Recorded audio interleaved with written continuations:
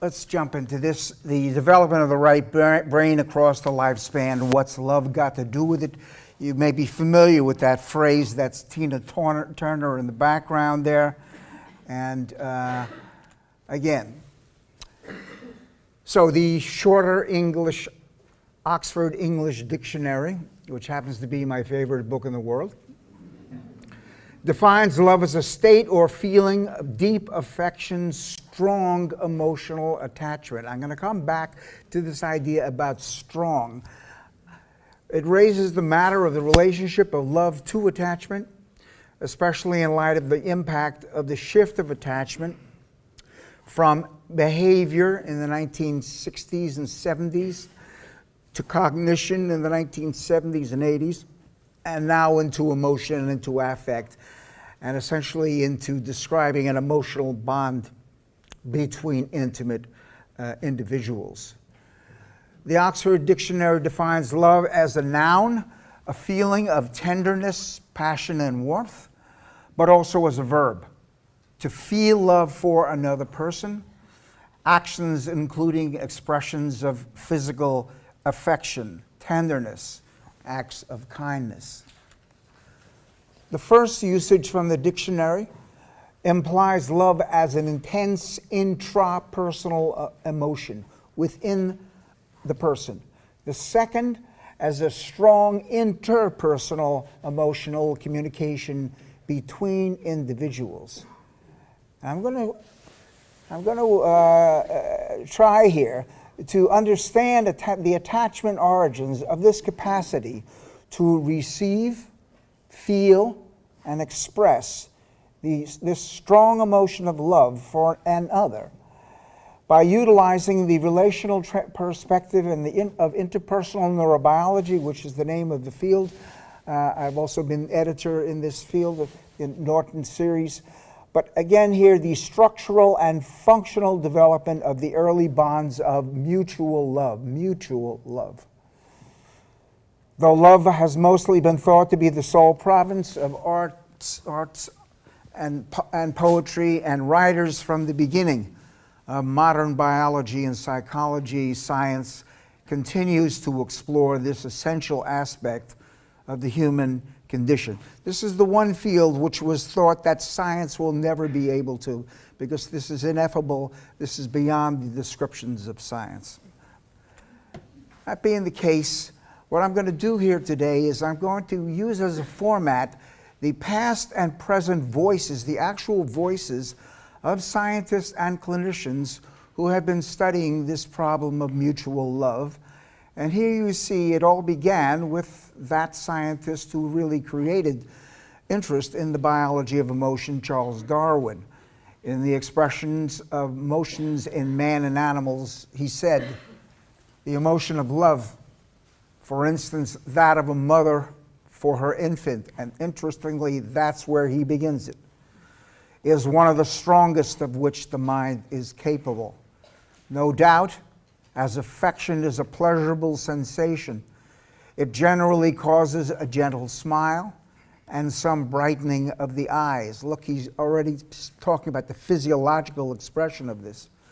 A strong desire to touch the beloved is commonly felt. And again, note the intensity dimension. There are positive emotions. This is the strongest of positive emotions available to human beings.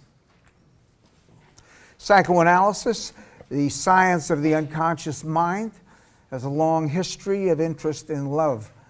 In 2003, I suggested, although for much of his career Freud seemed ambivalent about the role of maternal influences in earliest development. Remember, the theory was an Oedipal theory. The whole psychology really was the relationship of the infant to the father, paternal dynamics.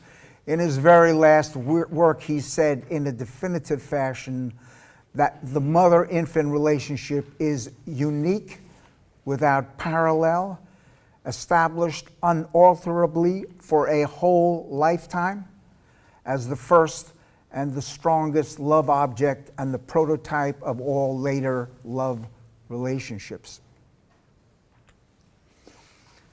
Perhaps the psychoanalyst more than any other to study the problem of love was Donald Winnicott, the English pediatrician psychoanalyst, who said in 1975 that the early management of an infant is beyond conscious thought and deliberate intention.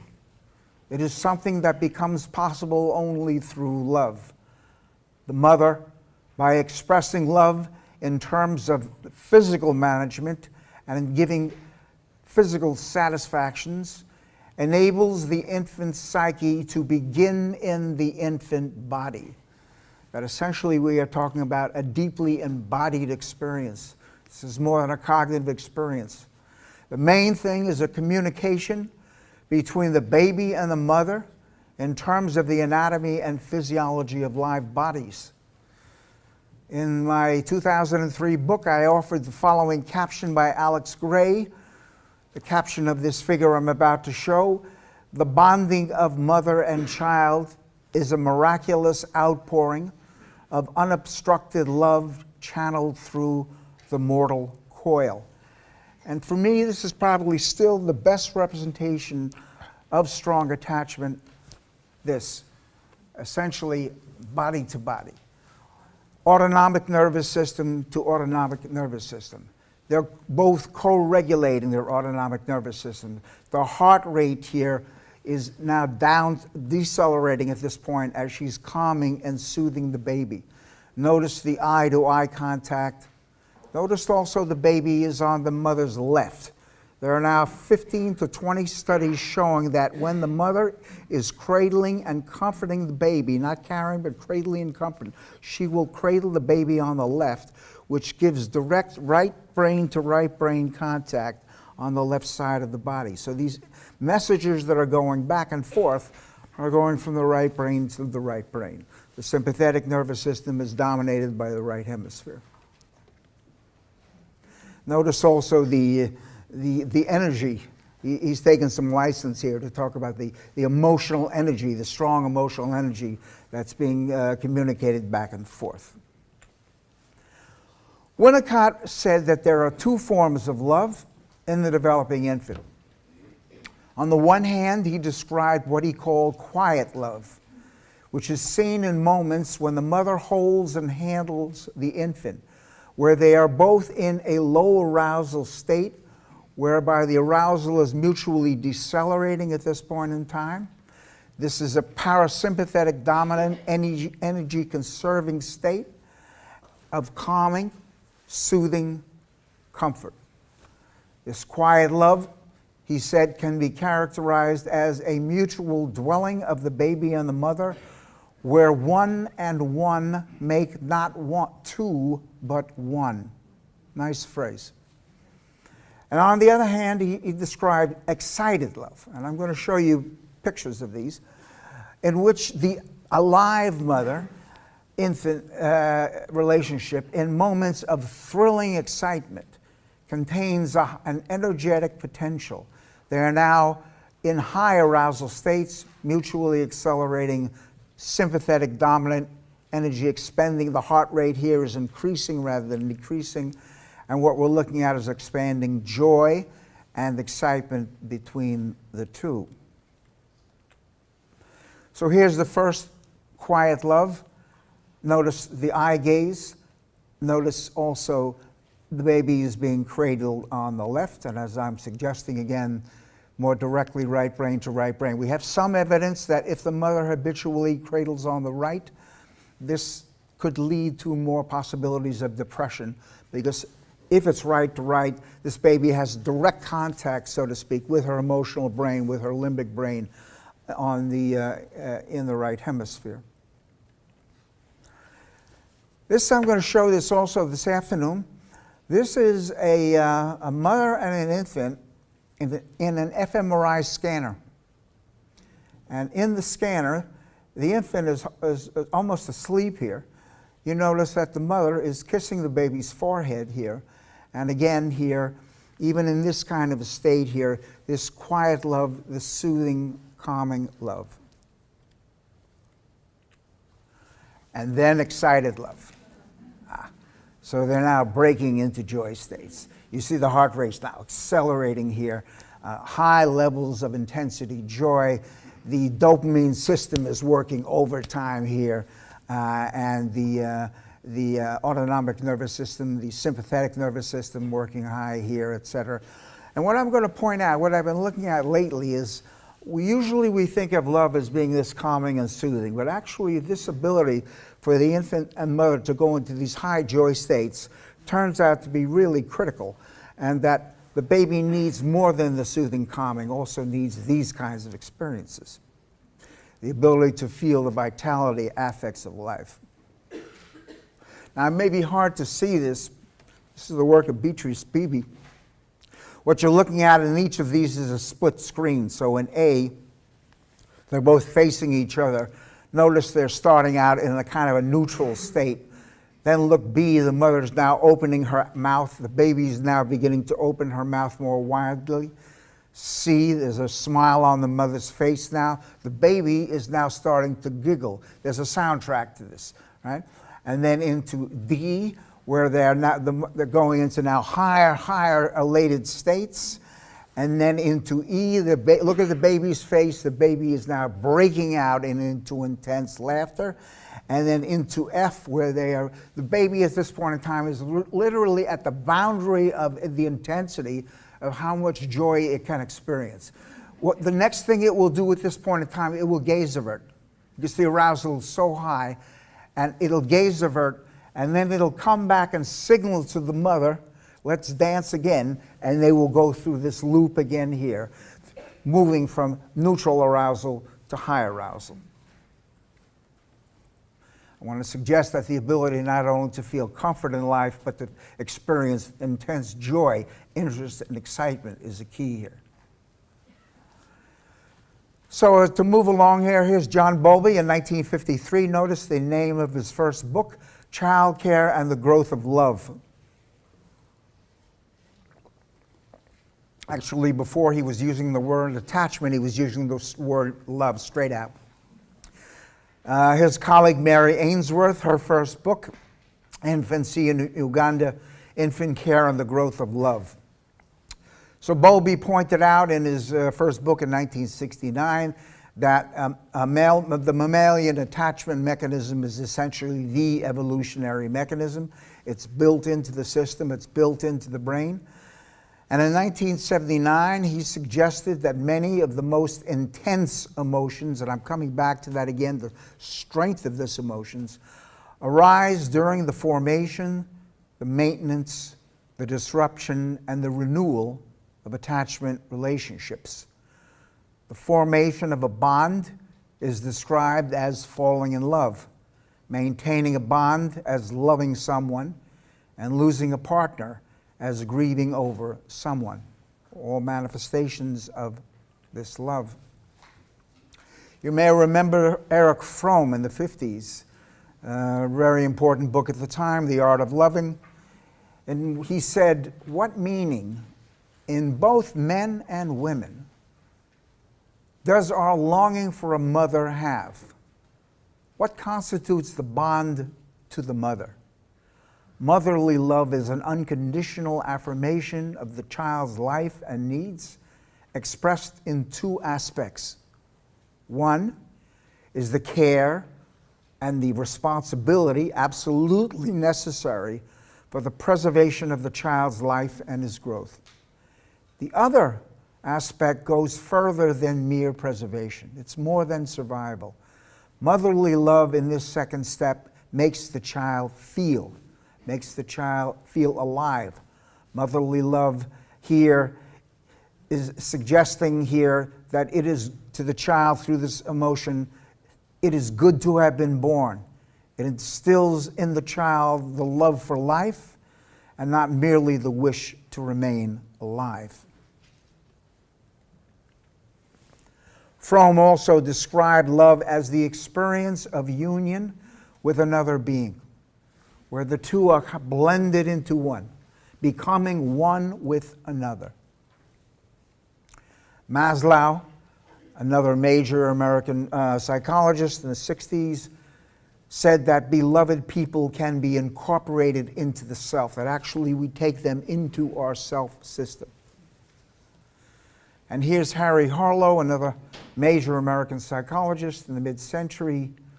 Love is a wondrous state, deep, tender, and rewarding. We know little about the fundamental variables underlying the formation of the affectional responses, and little about the mechanisms through which the love of the infant for the mother develops into the multifaceted responses, patterns characterize love or affection in the adult. So here he was begin to look at the early bonds and the mechanisms that are there in this loving relationship.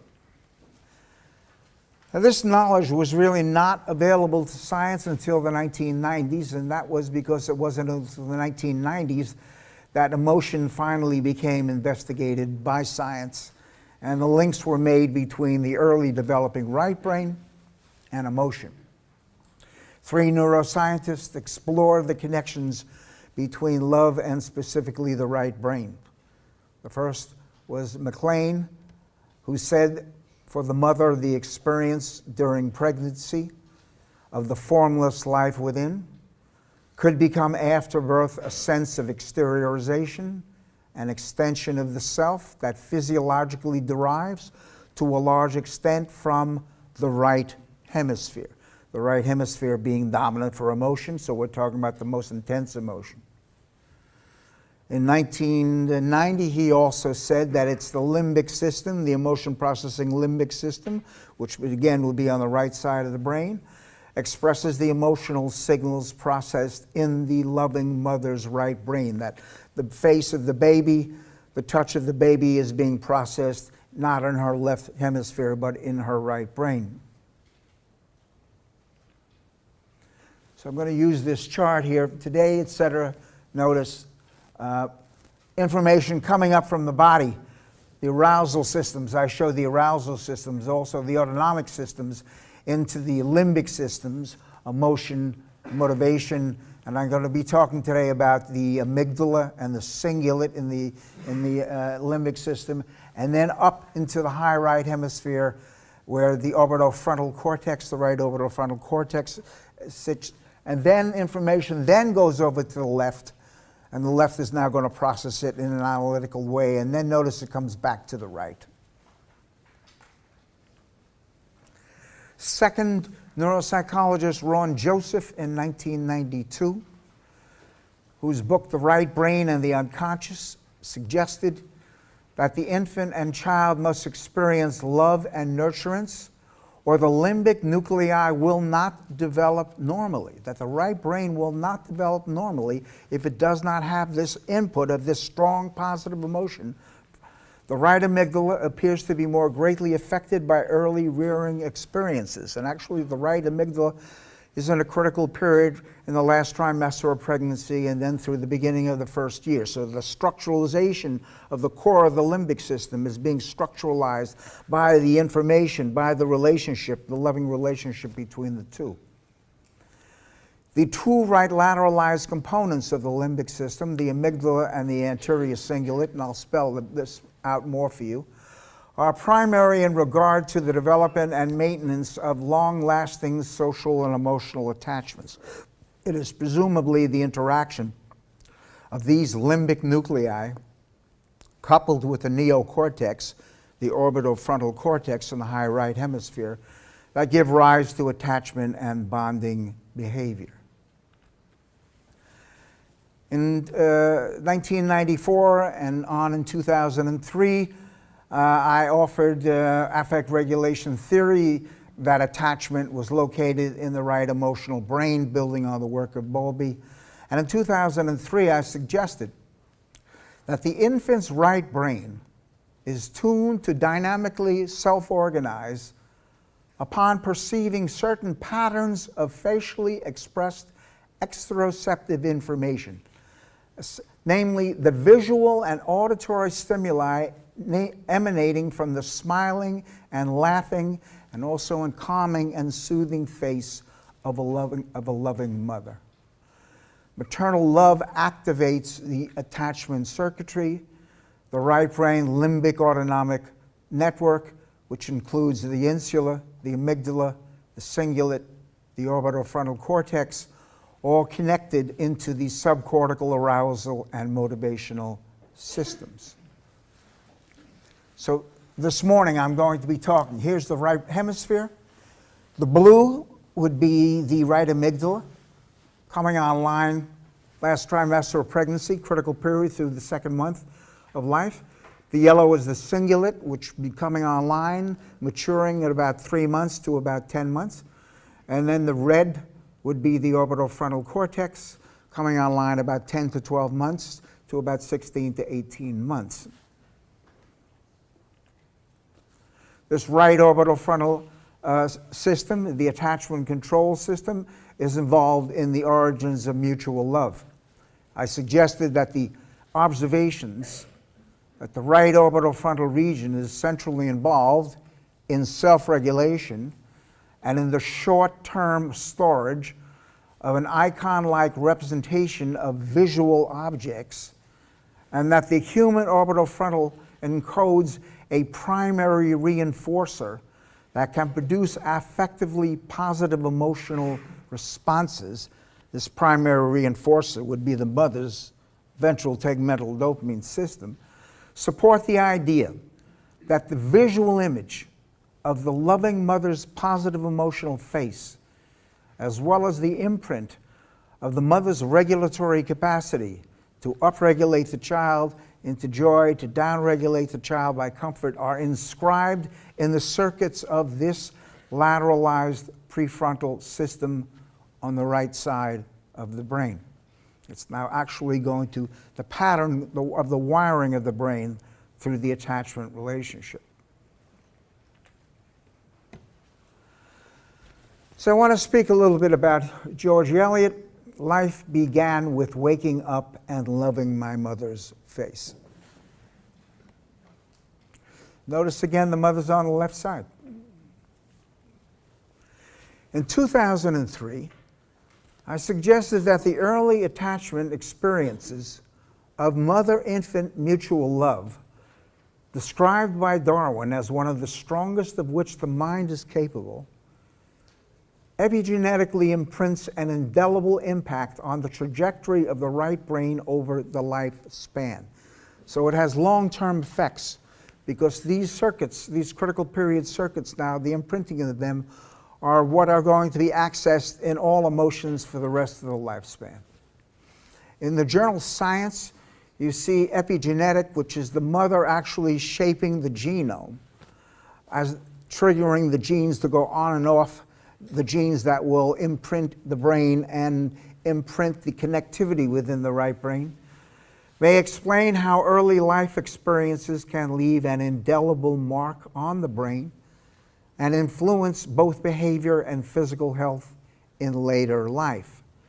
And he refers very specifically to the importance of a loving mother, impacting the genome.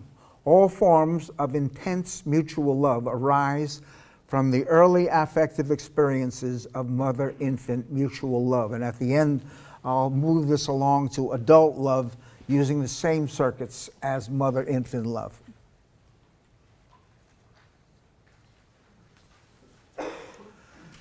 So I want to speak here about some of the hard science. Hold on now. I'll take you through it. But recently there has been neuroimaging research on maternal love.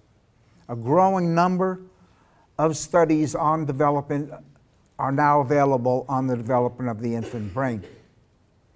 Much of this infant brain imaging focuses on the infant's right brain perceptual processing of maternal visual, auditory, tactile communications. Also, just for the record, olfactory communications, the smell of the mother, the look of the mother, the sounds of the mother. Many of these studies utilize videos or auditory recordings of the mother, as you'll see.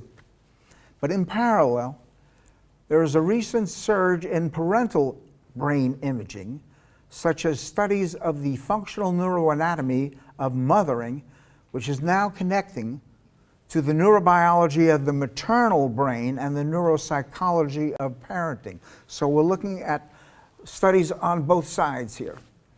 Many of these studies of the parental brain involve the mother responding to her own infant versus to an unfamiliar infant. And as you'll see, there are very different ways that her brain responds to her own baby than to a generic baby. And that's the way it should be.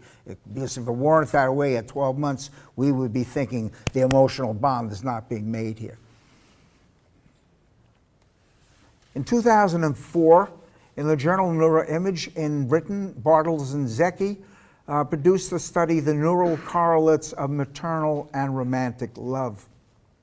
And they said, the tender intimacy and selflessness of a mother's love for her infant occupies a unique and exalted position in human conduct. It provides one of the most, here we go again, powerful motivations for human action, and has been celebrated throughout the ages in literature, art, and music as one of the most beautiful and inspiring manifestations of human behavior. And they refer to the long-lasting and pervasive influence of maternal love, or its absence, on the development and future mental constitution of a child. That these early events, just as the attachment, have long enduring effects, so does this early loving relationship between the mother and the infant for the rest of the lifespan. They produced an fMRI study, a functional magnetic resonance imaging study, of mothers viewing pictures of their own child's face. And in this study, their child was 9 months old. And what they said was that this extraordinary affect state of maternal love triggers activation in the mother's orbitofrontal cortex, insula, anterior cingulate, and fusiform cortex. The fusiform cortex in all humans processes faces. And this face is the special face. Maternal love also, as I said, activates the orbitofrontal. That area of the brain is associated with pleasant visual, tactile, and olfactory stimuli. So at 9 months, as she's looking at that face, the areas of the brain has built up now for 9 months that this is a pleasant, tactile, olfactory stimuli. Maternal love also activates the insula, an area involved in gut feelings or of emotive states. She uses these gut feelings to intuitively read her baby's states. But also, the insula is activated in what is called limbic touch, which is pleasant feelings of touch and caress, skin-to-skin contact between individuals. Now, she's looking at the face, and the part that feels touch is being activated. You understand what I'm saying? She's not even touching the baby, but those strong associations are there to those areas being activated. She is literally feeling the baby in these areas of her body through this strong association of this intense emotion. Maternal love also activates the anterior cingulate, suggesting a potential link to the mother's feeling of empathy and urge to care for her infant. The cingulate, or there's much been written these days about empathy, obviously, so that part of the brain that's involved in empathy is now activated here, but also the urge now to care for her infant, to tend for the infant, etc.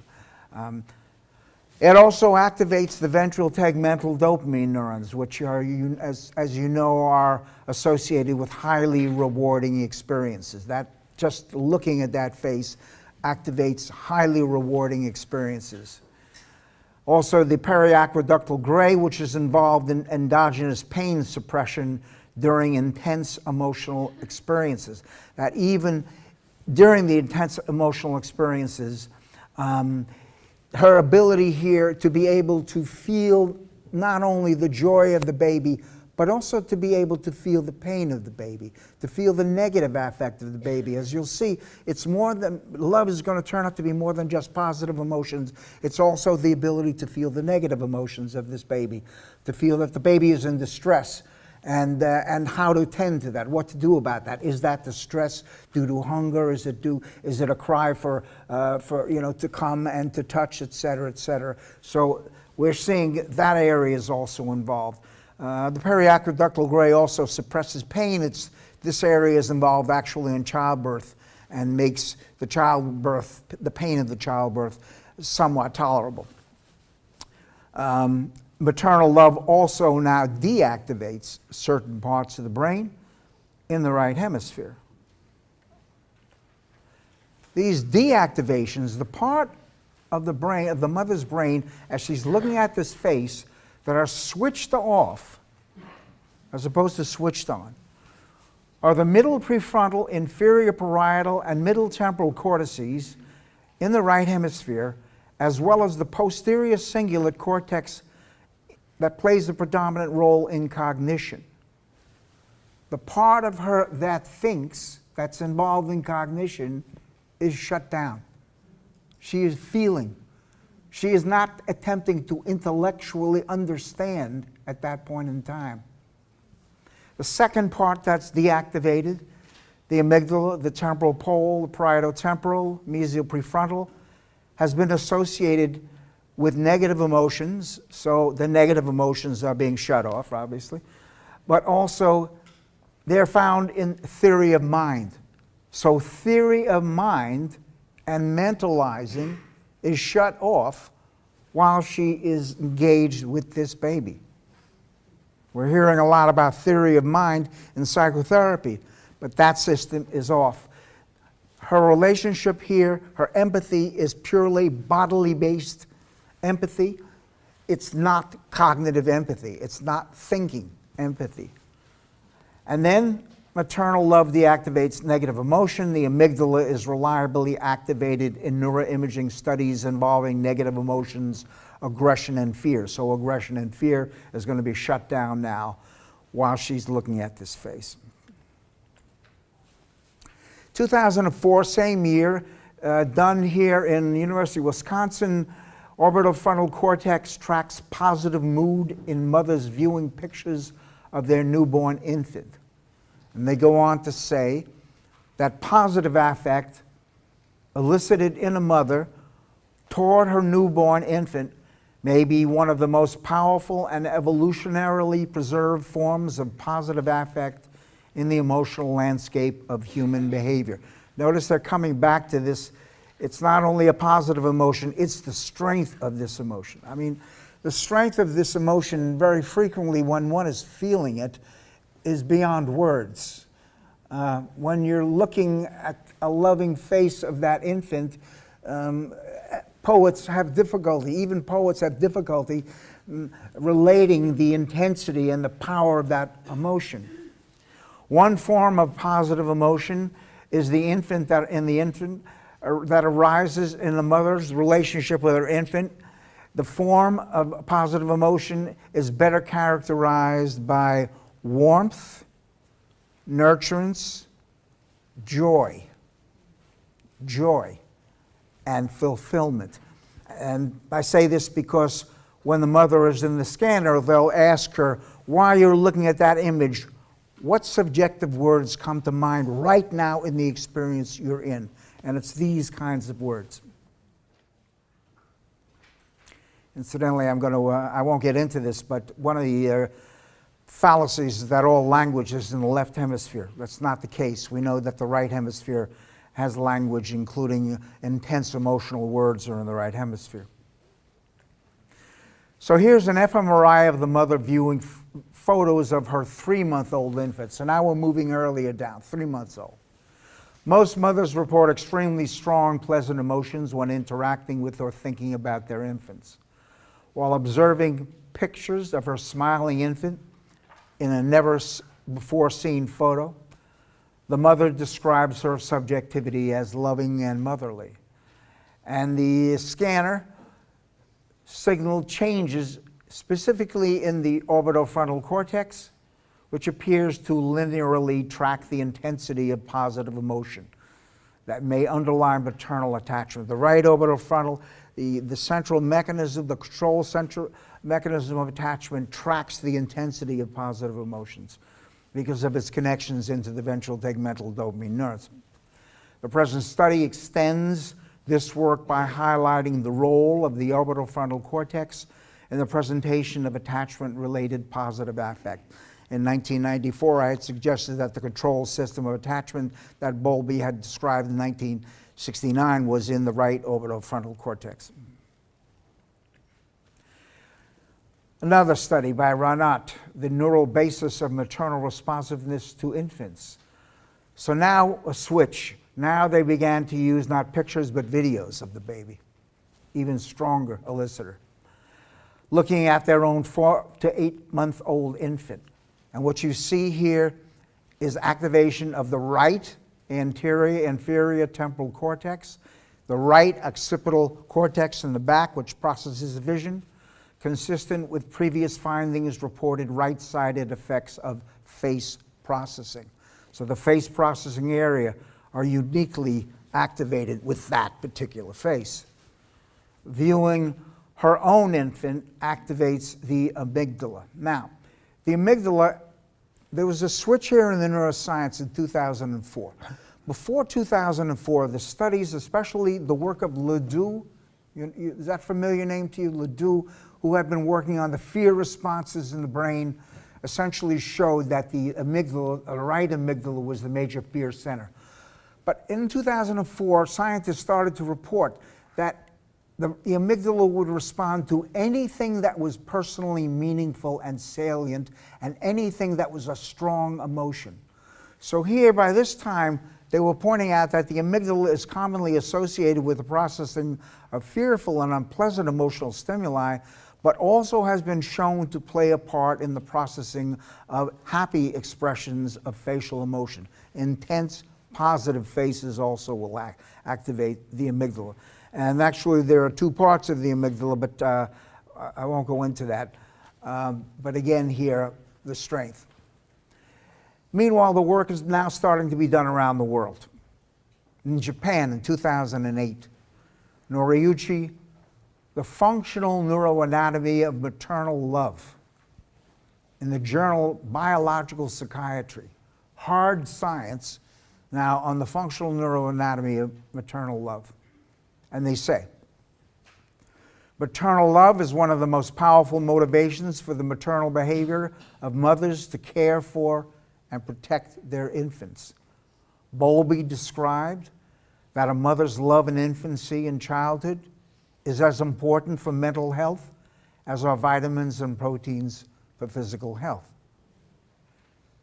They go on to say, the amount of love with which a mother interacts with her infant is highly influential on the stability of the mother-infant attachment relationship and the quality of the mother-infant attachment.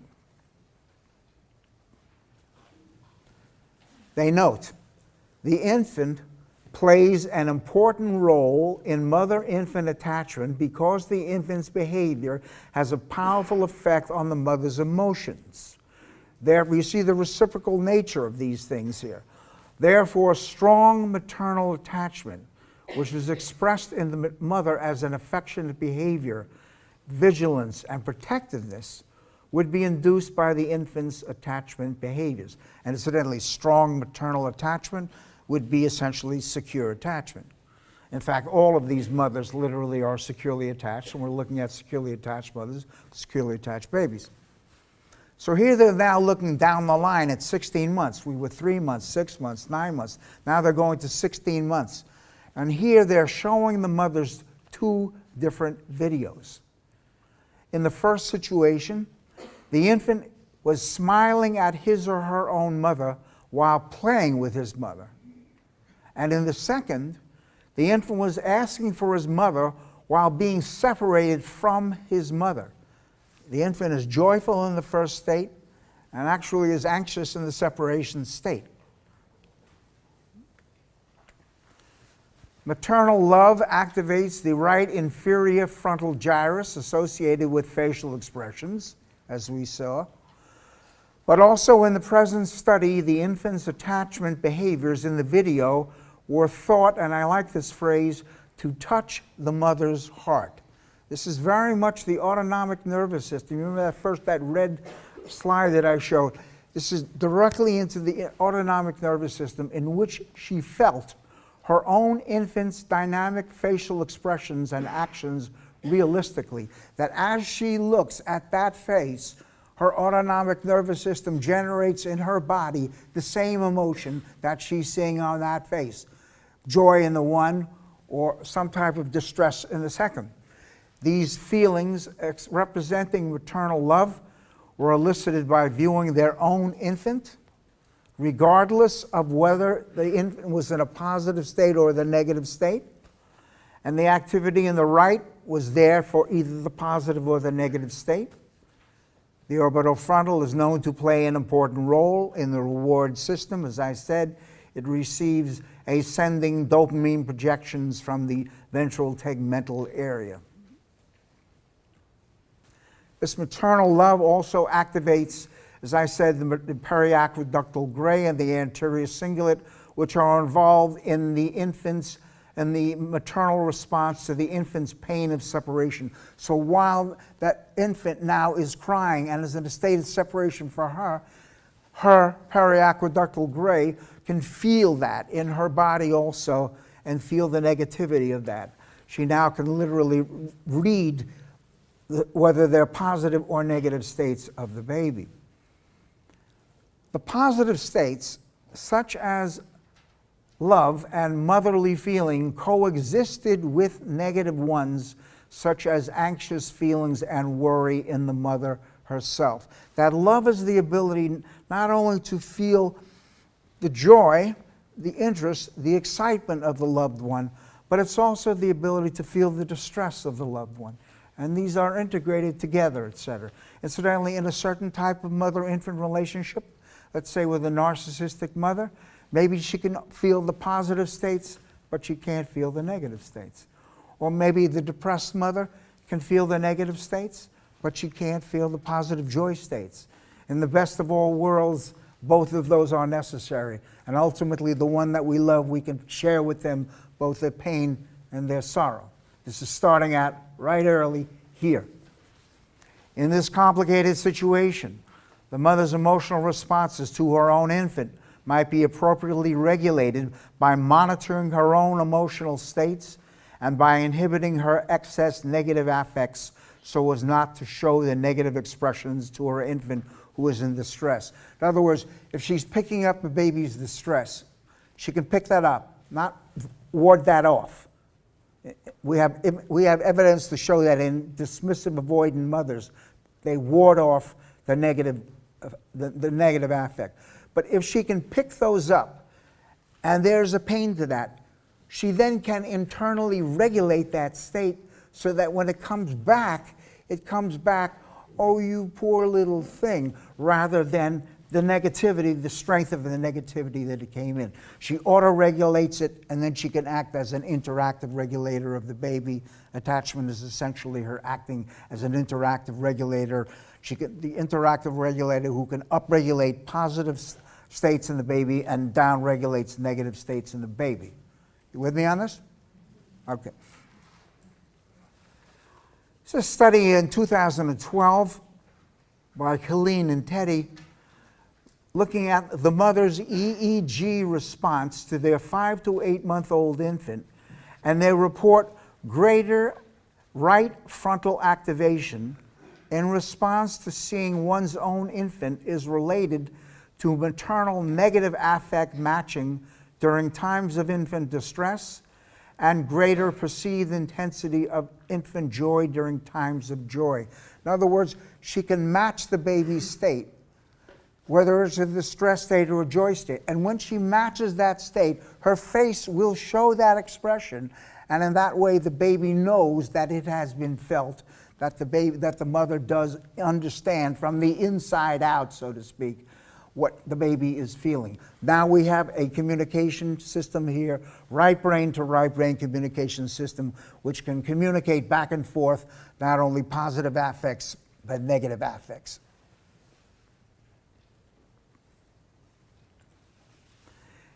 Again, in 2009, in Japan, Minagawa Kawai and her colleagues, 12-month-old infants.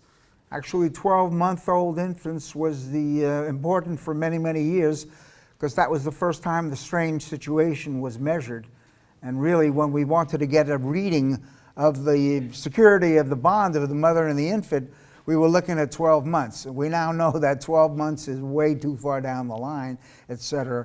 We're moving that up now. We're looking at diagnoses of, let's say, disoriented attachment disorders, the most serious attachment disorders at 3 months, 6 months, and even autistic spectrum disorders, it's earlier and earlier, etc. So everything has moved. Actually, things are starting to move into prenatal areas also. Over the day, I'll give you some thoughts about that. So here we have a 12-month-old infant looking at a video of their smiling mother. And in parallel, we have the mother looking at a video of their infant while their infant is playing. Now, we're not doing it directly with each other, but it's as close as we can get at this point in time. Although actually we can get even closer than this now. We can actually now measure two brains in real interaction with each other just over the last 5 years. But let me move back here. You've got this scenario here. So the mother is looking at that video and the smiling video, and the baby the other. We captured neural responses from the prefrontal area that was specific to looking at their own mother's smiling expression in the 12-month-old infant, and vice versa in the mothers. So mothers looking at their infants show activation in the right orbital frontal. Infants looking at their mother show activation in their right orbital frontal. This is a scheme of the mother at the moment where she's looking at the positive video of her child playing. Notice the right lateralization. And incidentally, that would be essentially where the right orbital frontal cortex is, the control system of attachment. The infant's brain responses are stronger for their own mother.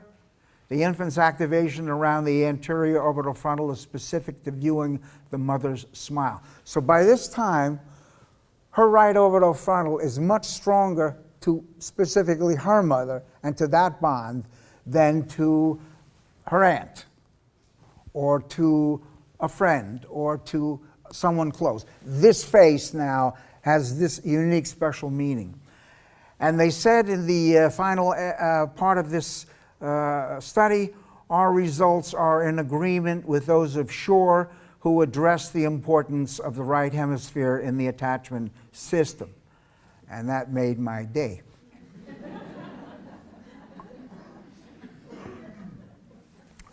So the right orbitofrontal functions develop within the social world between the caretakers and infants as one form of attachment. This type of emotional regulation is also a fundamental social skill to extend infants' social involvement beyond kinship and friendship, including love in the general world. So you're seeing the right orbital frontal here, the control system, the apex of the limbic system involved in love. I'll do one more. This is in Israel. Barrett, maternal affect and quality of parenting experiences are related to amygdala responses in infant faces. In the journal Social Neuroscience. And they say, giving birth and becoming a mother to an infant is a profound experience. Not surprisingly, the early postpartum period is an inherently emotional and challenging time associated with both positive and negative affect. At 3 months postpartum, mothers viewed and affectively responded, emotionally responded, when I use the word affect, emotion, same, to photos of their own and unfamiliar infants, both positive and negative facial expressions. So this is an example of the face. Incidentally, this face is the most positive, appetitive visual stimulus to human beings. The strongest positive experience. And again, nature has made it that way. Notice the eyes. Notice immediately into those large pupils, etc. So here, this is what the mother is looking at. And what they found was, in light of the other studies, that mothers are more responsive to their own infant compared to an unfamiliar infant for both positive and negative infant faces. At 3 months already, the bond is that strong at 3 months that she now is going to have an extraordinary response to this baby at this age earlier than 6, 9, 12, down the line, etc., by 3 months.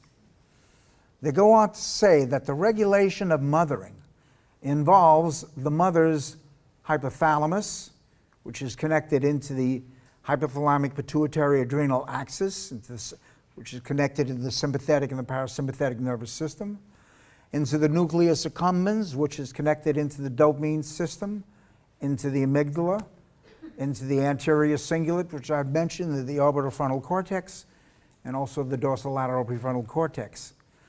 But out of these posited maternal brain regions, 2 stand out as particularly strong candidates at this early age to be involved in both maternal responsiveness and mood anxiety, the anterior cingulate and the amygdala.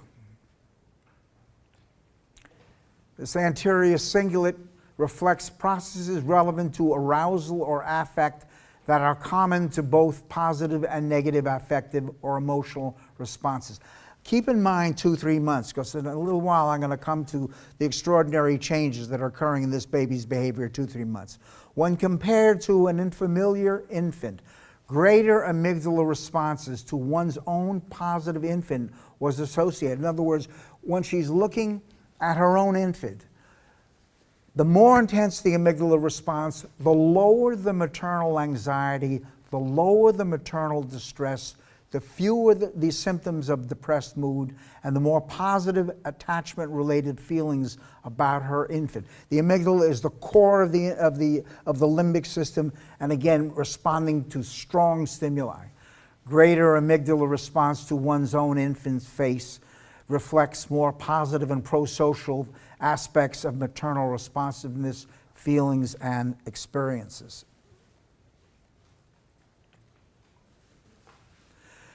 So here we are at 2-3 months, and what I'm going to suggest here is that the initial emergence of mutual love, one for the other, begins at 2 to 3 months.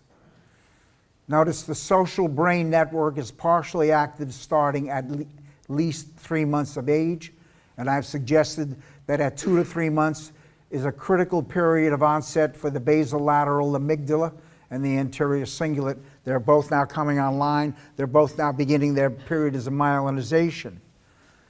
The late Dan Stern, one of the 2 greatest developmental psychologists of the last century, I would suggest, the other being Winnicott, describes the transition from an early forming emergent self at birth into a core self at 2 to 3 months. Right at this point where the brain shifts and changes, because again now the anterior cingulate is part of the cortex, the cerebral cortex. So the cerebral cortex is now going to start to come online. He says, when this perspective forms, the subjective social world is altered and interpersonal experience operates in a different domain, a domain of what he calls core relatedness. At the age of 2 to 3 months, infants give the impression of being quite different persons. When engaged in a social interaction, they appear to be more wholly integrated. Think of your own child at this age. At this stage, infant participates in shared, observable, interactive events involving bridging the infant's subjective world and the mother's subjective world. So now we're seeing this contact between their subjectivities, between their minds. There are many ways with being with another can be experienced. This has been described as merging or fusion or symbiotic states. And indeed, 2 to 3 months is the time of the onset of right brain to right brain primary intersubjectivity. This is the work of Colwyn Trevarthen. The baby, attracted to the mother's voice, facial expressions, and hand gestures, replies playfully with affection, imitating, provoking imitations. The mother watches and listens, anticipating the baby's expressions intuitively. She replies sympathetically and playfully with motherese speech, touch, and face and hand expression. And they are now into these right brain to right brain communications, what he calls a proto-conversation of these emotions between the two. And incidentally, that baby's brain, is in the process of doubling in size in the first year. And all of those tracks and connectivity is now being shaped by these emotional interactions. It's my colleague, Ellen Dissanayake in Portland, Oregon. At 2 months, it should be emphasized that although mothers talk to their babies, the multimodal messages and early interactions are all nonverbal. What mothers convey to infants are not their verbalized observations and opinions about the baby's looks, actions, and digestion. The ostensible content of the talk of babies, which really is not going to begin until about 14, 16 months and Broca's Wernicke coming online, but rather positive affiliative messages about their intentions and feelings.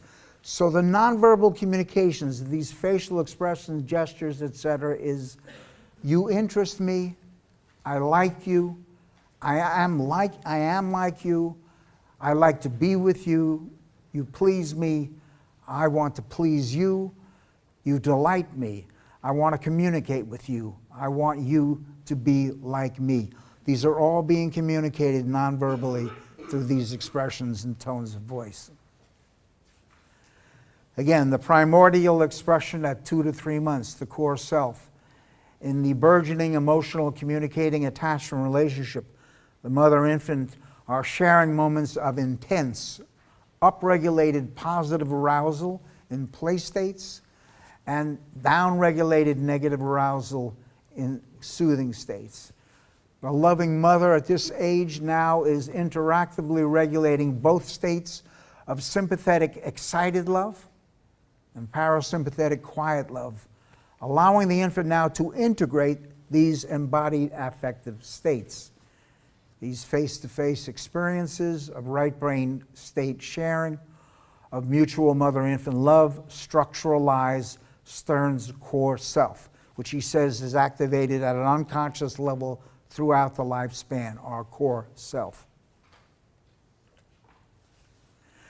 These relational experiences of the emergence of mutual love at 2 to 3 months not only cause changes in the baby's brain, but research now shows that there are changes in the mother's brain.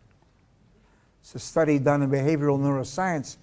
The plasticity of the human maternal brain, longitudinal changes in brain anatomy, maternal brain anatomy during early postpartum period. So this is a longitudinal study of the mother's brain, which is measured at 2 time points, at 2 to 4 weeks postpartum, and then at 3 to 4 months postpartum, over this critical period of the onset of mutual love. They report that over that time period, there is increased gray matter volume in the mother's brain as a result of these interactions with the baby, specifically in the right insula, the right hypothalamus, the right anterior cingulate, and the right amygdala. In other words, in these right brain to right brain communications, we're seeing structural growth in both right brains. Thus, the mother's positive feelings for her baby may facilitate the increased levels of gray matter in her own brain. The mother's positive feelings, again, in these relationally, intersubjectively feelings of mutual love. In other words, mutual love increases the limbic system Neurons, the gray matter, the neurons on both sides of any intensely loving dyad. Parent to parent, adult romantic, intimate relationships, etc. I'm suggesting here that in any ongoing long-term relationship over the lifespan, our brains are changed. Our limbic systems are changed. Our right brains are changed by these intimate, positive, emotional contexts. Incidentally, we also have evidence that the father's brain changes over the first 3 or 4 months of the infant's life. Also, specifically, if he has this kind of contact that we're talking about, his testosterone levels drop significantly. So again, we're talking about the structural growth of the right brain implicit self by the experience of union with another being. This is more than psychological growth, this is psychobiological growth. So now I want to make the leap now into mother-infant love and the relation of that to adult forms of mutual love.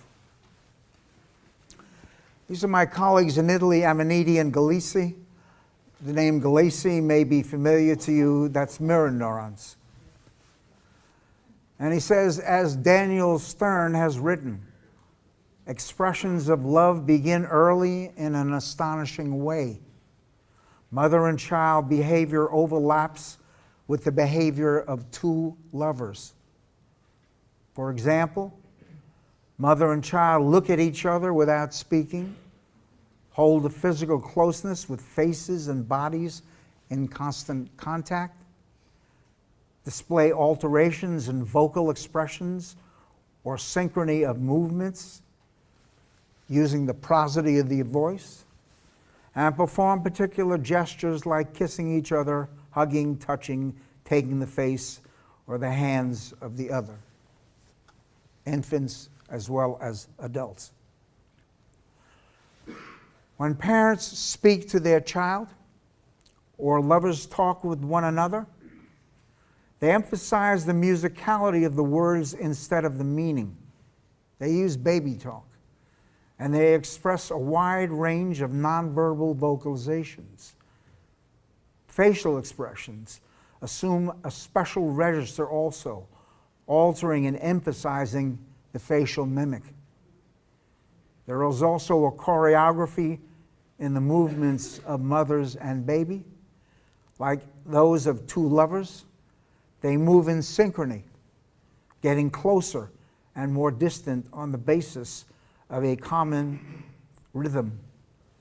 Notice the synchronized expressions of right brain to right brain, nonverbal bodily-based emotions. Now actually, I didn't use it here, but I had mentioned in passing that now we are able to measure two brains while they are interacting together. And what we're finding is that, especially in a couple who have a history with each other and are communicating in an intimate way, what we find is a synchronization of the posterior right hemisphere in one and the posterior right hemisphere in the other. That their activation is exactly the same. Exactly the same. So again here, in the first 2 years of life, the mother and infant mutual love epigenetically shapes the developing implicit self's capacity to empathically share an interactively regulated state of heightened arousal, of love, an intensely embodied bond of emotional communication. This mother-infant love is now understood to be the source of all later forms of sympathetic dominant excited love, for example, in the exhilaration of romantic infatuation, excited love, and parasympathetic dominant quiet love, later points of tender intimacy and spirituality. And authors are now emphasizing the common neurobiological mechanisms in all forms of mutual love across the lifespan. I began with Bartels and Zecchi, the neural correlates of maternal and romantic love. They say that maternal and romantic love share a common and crucial evolutionary purpose, namely the maintenance and perpetuation of the species. Both ensure the formation of firm bonds.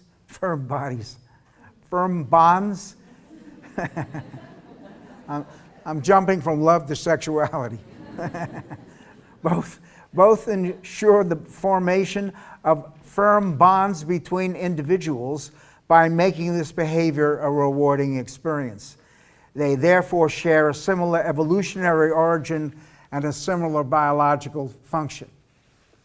In both, these attachment bonds individuals through the involvement of the reward circuitry, explaining the power of love to motivate and to exhilarate. This is work done at Yale by Swain. Parental love may make use of the same reward and emotion circuits as romantic love. These studies suggest that romantic love use subcortical motivation and reward systems, the amygdala, the ventral tegmental area, the HPA axis, to focus thoughts and behaviors on a specific individual, while limbic higher cortical regions process individual emotional factors. Indeed, the right amygdala functions in extreme arousal and reward, and therefore intense affective states of mutual love is expressed as a source of all later forms of excited and quiet love.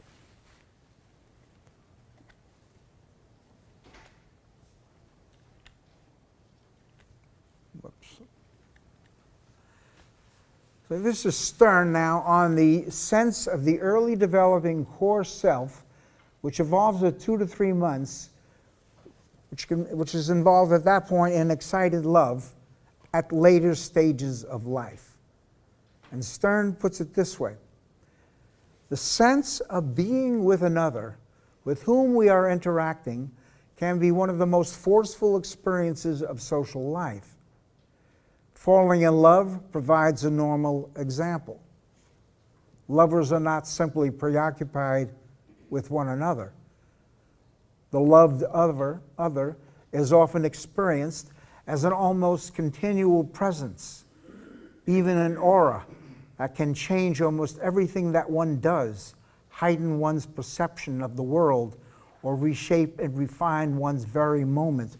There are times, literally, especially when there have been long separation and there's anticipation now of reconnecting with the loved one, whereby that becomes an overwhelming sense of everything and a positive anticipation of the loved one literally being in the mind at all moments.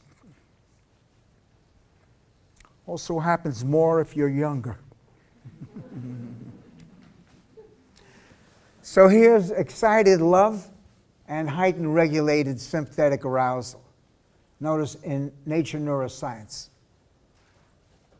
When you see the person you are in love with, your heart may race, your skin may flush, and your facial muscles may contract in a smile. You may also hear your heartbeat or sense butterflies in your stomach. In addition, you experience feelings of love and elation toward your loved one. This early excited love evolves to higher arousal, romantic love, and infatuation. So that romantic love and infatuation would be driven by very high levels of sympathetic hyperarousal, regulated arousal. In fact, studies have been done on what is called early stage intense romantic love. It's infatuation. Romantic love is associated, particularly in the early stages, with specific physiological, psychological, and behavioral indices. These include emotional responses such as euphoria, intense focused attention on a preferred individual, obsessive thinking at times about him or her, emotional dependency on and craving for emotional union with this beloved, and increased energy. Again, I point out that this study was done with college students.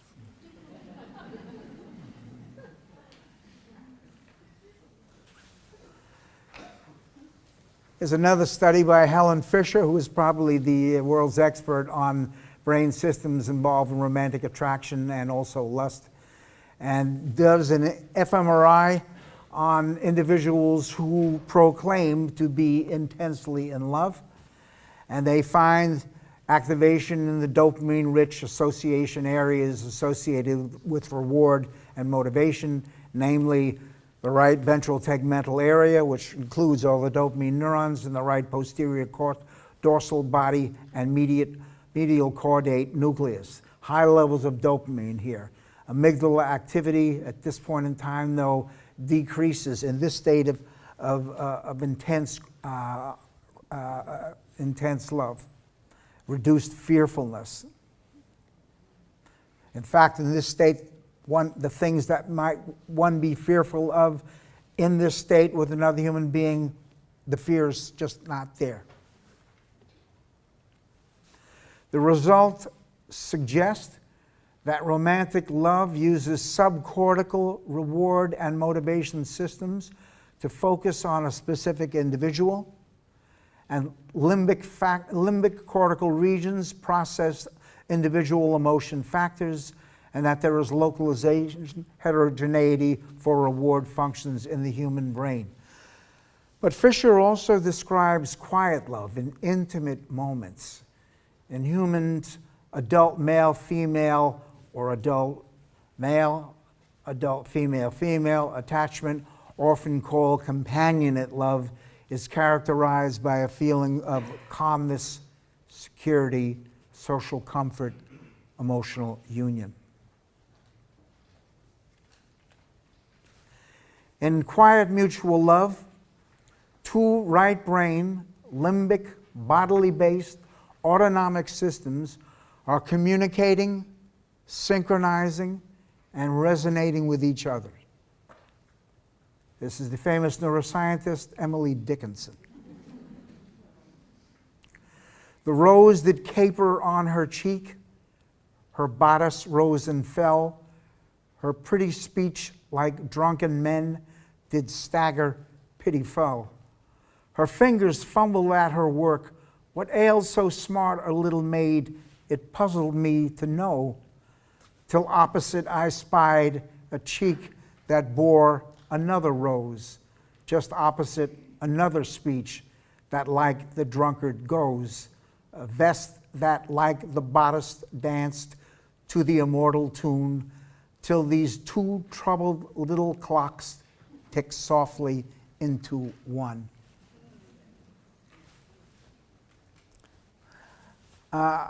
Along the way, I want to mention the obvious here, that I think that in today's world, there's a heavy emphasis more on the excited love parts of things than on the intimate, quiet love. And in the end, it's the intimate, quiet love, which I think is the longer lasting and deeper and more enduring, etc. But again, attachment essentially shapes the capacity for intimacy. For me, the attachment doesn't result in the capacity to experience a secure base. I think what Bowlby was talking about was the capacity for intimacy. Being in close proximity to the other in deep, close relationships, friendships, long-term emotional relationships, marriages, etc. This ability to recognize face-to-face, right brain to right brain at non-conscious levels, visual, auditory, tactile, and olfactory signals, the face of the other, the touch of the other, the voice of the other, the smell of the other. These signals of love involves rapid unconscious perceptual processing. These are taking place by the amygdala in 30, 40, 50 milliseconds beneath conscious awareness. It takes something 250 milliseconds, a quarter of a second, to reach awareness. So these processes occur extremely rapidly. The adaptive capacity to receive and express these signals of mutual love, like threat, operates at rapid time frames and unconscious levels beneath levels of awareness of the conscious verbal left brain. These are right brain phenomena. These intense right brain to right brain emotional communications trigger neuroendocrine alterations in the brain, oxytocin, but also biological, psychophysiological changes in the brains of both. So in an interaction like this, oxytocin is increased on both sides. Vasopressin is dropping on both sides. Cortisol is dropping on both sides in the synchronized reciprocal communications. This is Burt Bacharach. You remember this lovely tune? The look of love is in your eyes, a look your smile can't disguise. The look of love, it's saying so much more than words could ever say, and what my heart has heard, well, it takes my breath away.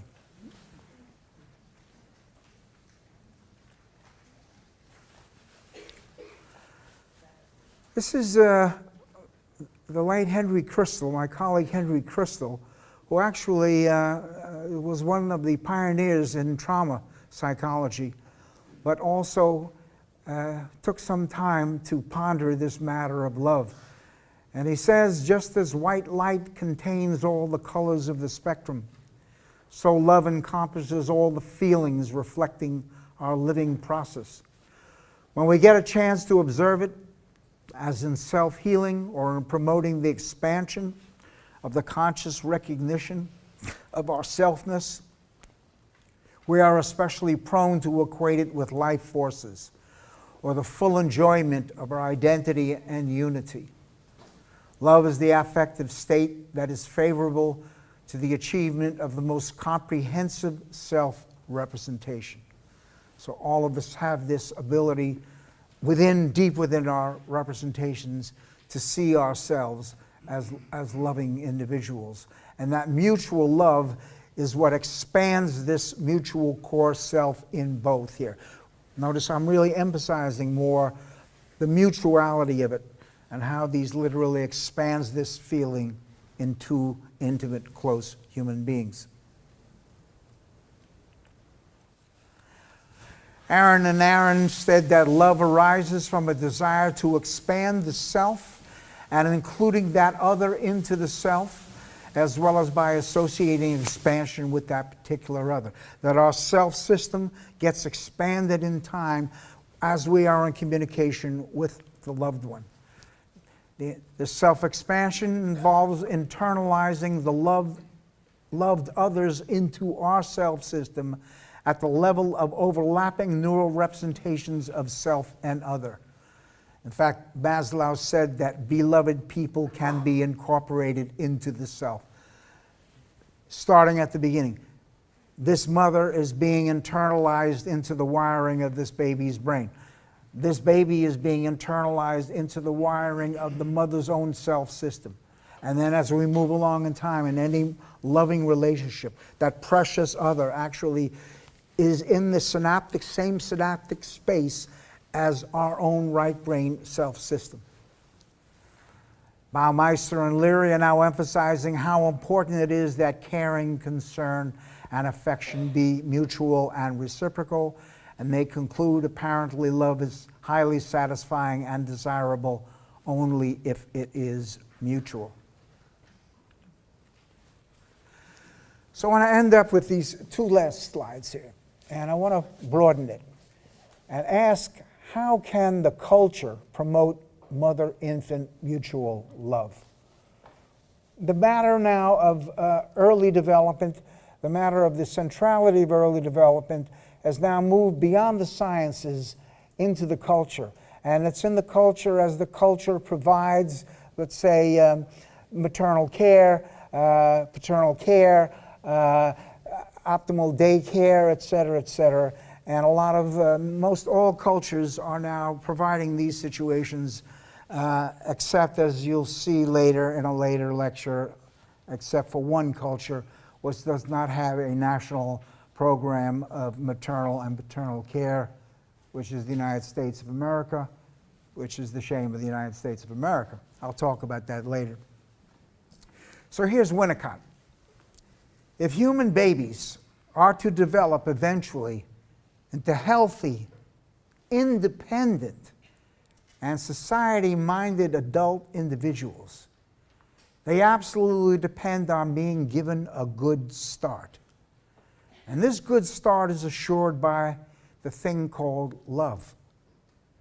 Sue Gerhardt in Britain, whose book Why Love Matters, How Affection Shapes a Baby's Brain, put it this way: the babies who are born now and in the years to come will be the adults who nurse us in old age, who manage our industry, who entertain us, who live next door.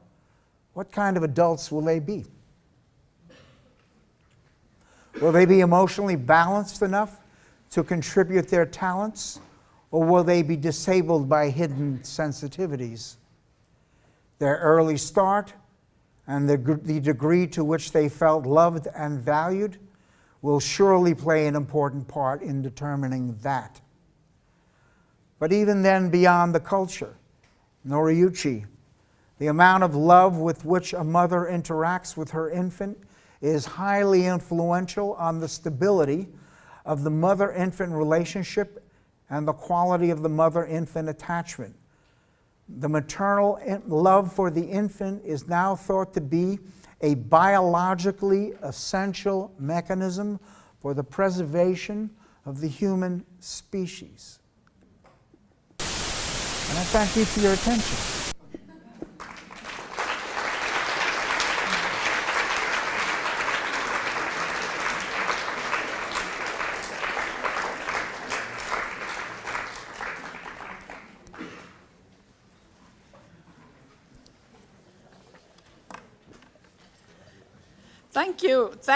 Thank you so much.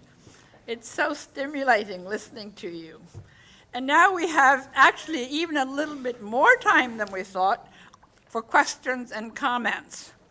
So those who want to ask something or say something, raise up your hand, and then somebody's supposed to come around with this microphone. And that can be anything about this lecture, or if you're familiar with other parts of my work and you have a question about that also.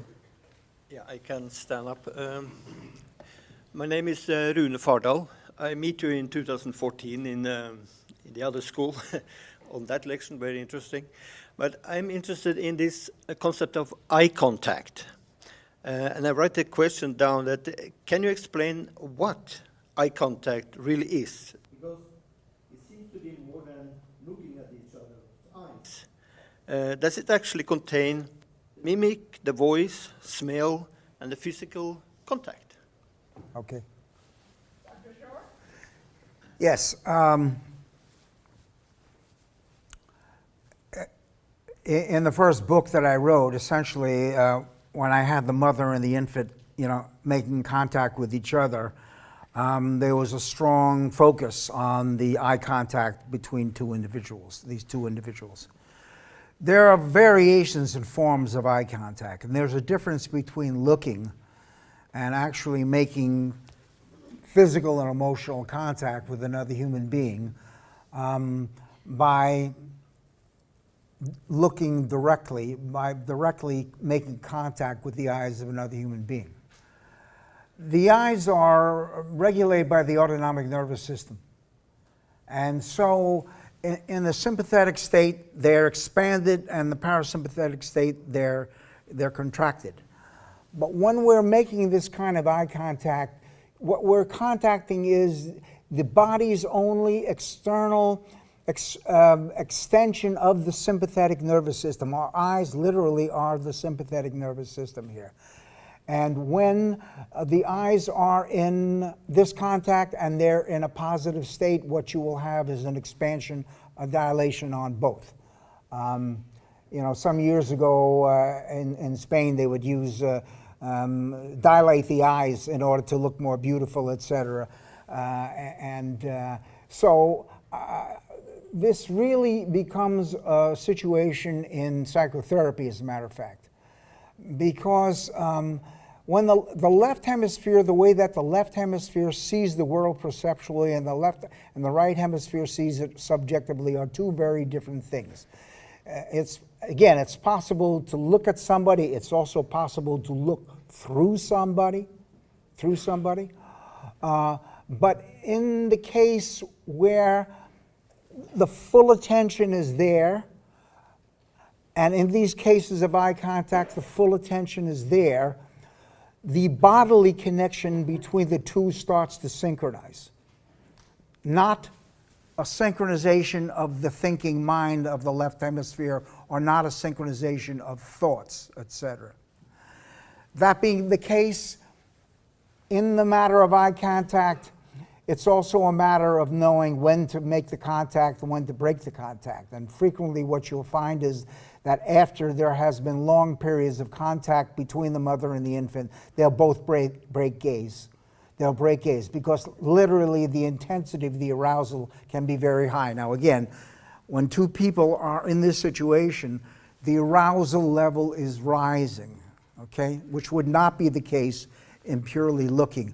Looking, for example, the kind of looking, do you understand the sentence that I just spoke to you? That would be more using the left hemisphere. So again, I think this is critical. There's a lot, as I say, there's a lot of attention paid to it with psychotherapists because at points, there are certain moments in the psychotherapy where the patient and the therapist are making what's called deep contact. Right brain to right brain, deep contact. That kind of deep contact, because the arousal level is higher, also has more of the possibility of going into autobiographical memory. The memory of what is happening right now to the self as it is contacting another self here. On the matter there, we also have the use of shame. Shame is breaking eye contact. And frequently, when you're aware that somebody is making this kind of contact with you, you have the feeling that they are not just cognitively understanding you, but literally they are feeling you. They are from the inside out. So if I'm talking about an uncomfortable emotion now, it's not as if you are kind of from a vantage point kind of looking abstractly at me, but literally we're making the contact. And again, because the autonomic system is resonating like that, I will feel in my body what you were feeling in your body, etc. The matter of shame is, by definition, the trigger for that is a break of eye contact. You go to an individual with something that is extremely important and meaningful to you, something you want to share, something you're vulnerable about. You go to that person, and as you're speaking, they break gaze. We immediately feel that break gaze. And that actually can feel painful. That can feel painful. At this moment when I need all of you, literally interest all of me. So there are variations here about the eyes and about how the eyes are used. But again, I want to point out here, the upper face and the eyes are innervated by the autonomic nervous system. The lower face is innervated by the striatal motor system, the voluntary motor system in the lower face here. So again, there's differences in the communication of emotion. It's easy, for example, for me to feign a positive emotion. Let's say it might not be, it can be done. You can do that because you can control the mouth in a certain way, but you can't feign the eyes. I mean, you can't feign the dilation at all, which is why, incidentally, for eons we've had this idea about the eyes being the window into the soul. In other words, really, if you want to get the honest reaction of the other. Again, on the same theme here, because the prosody of the voice also is innervated by the autonomic nervous system. And usually, if it's just an objective understanding, it's going to be a detached voice. But if it's a subjective understanding, there will be prosody in the voice. There will be emotion in the voice, etc. And that this really tells us, the eyes and the voice, and somewhat the touch really tells us the emotional closeness that we're at with that individual at that point in time here. And on that matter, people who are shown to be empathic are more facially expressive with their eyes, positive, negative. A securely attached baby is easy to read that face. A dismissive baby, it's harder to read that face if it's a flat face, etc. So we're always reading the emotional distance as well as the intellectual distance. I mean, do you understand the thought, etc., but the emotional distance with these nonverbal mechanisms. And when you have, these nonverbal mechanisms are extremely important in psychotherapy because they're telling, etc., and we're attempting now to reach more than the behavior of the individual. We're attempting to reach their subjectivity inside, etc., etc. In other words, a person is coming with a smile on the face, and yet something in the gut is telling you that beneath that there's sadness. That smile is covering something other, and the therapist therefore would feed back and try to make that connection at that point in time. So again, this is the way really we move through the world, and it tells us all of the essential things that we need to know. The right amygdala, which is connected into the processing of eyes, which is done non-consciously, can tell in 30 milliseconds,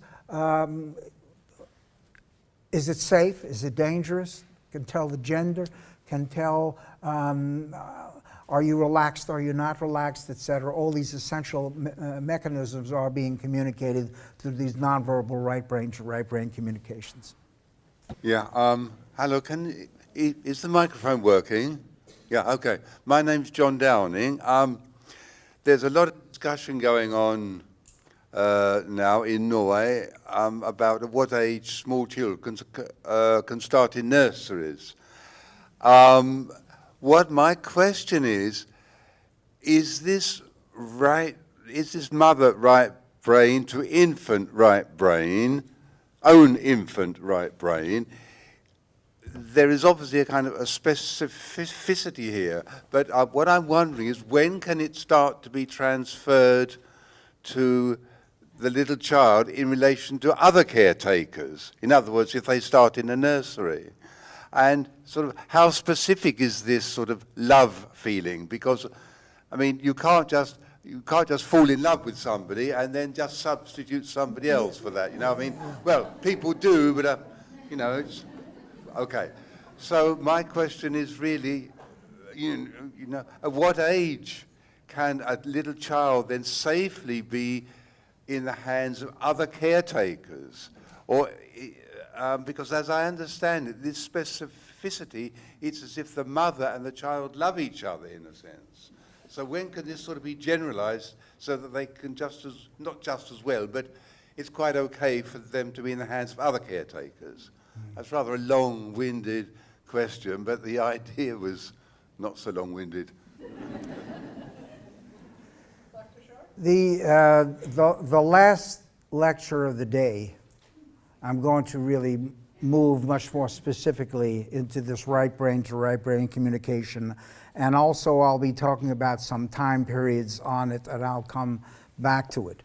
That being the case, what is happening here is that the mother is shaping the baby's brain. So the baby's brain, and the reason why it's a long-term effect is because the right brain processes faces, voices, gestures of other human beings.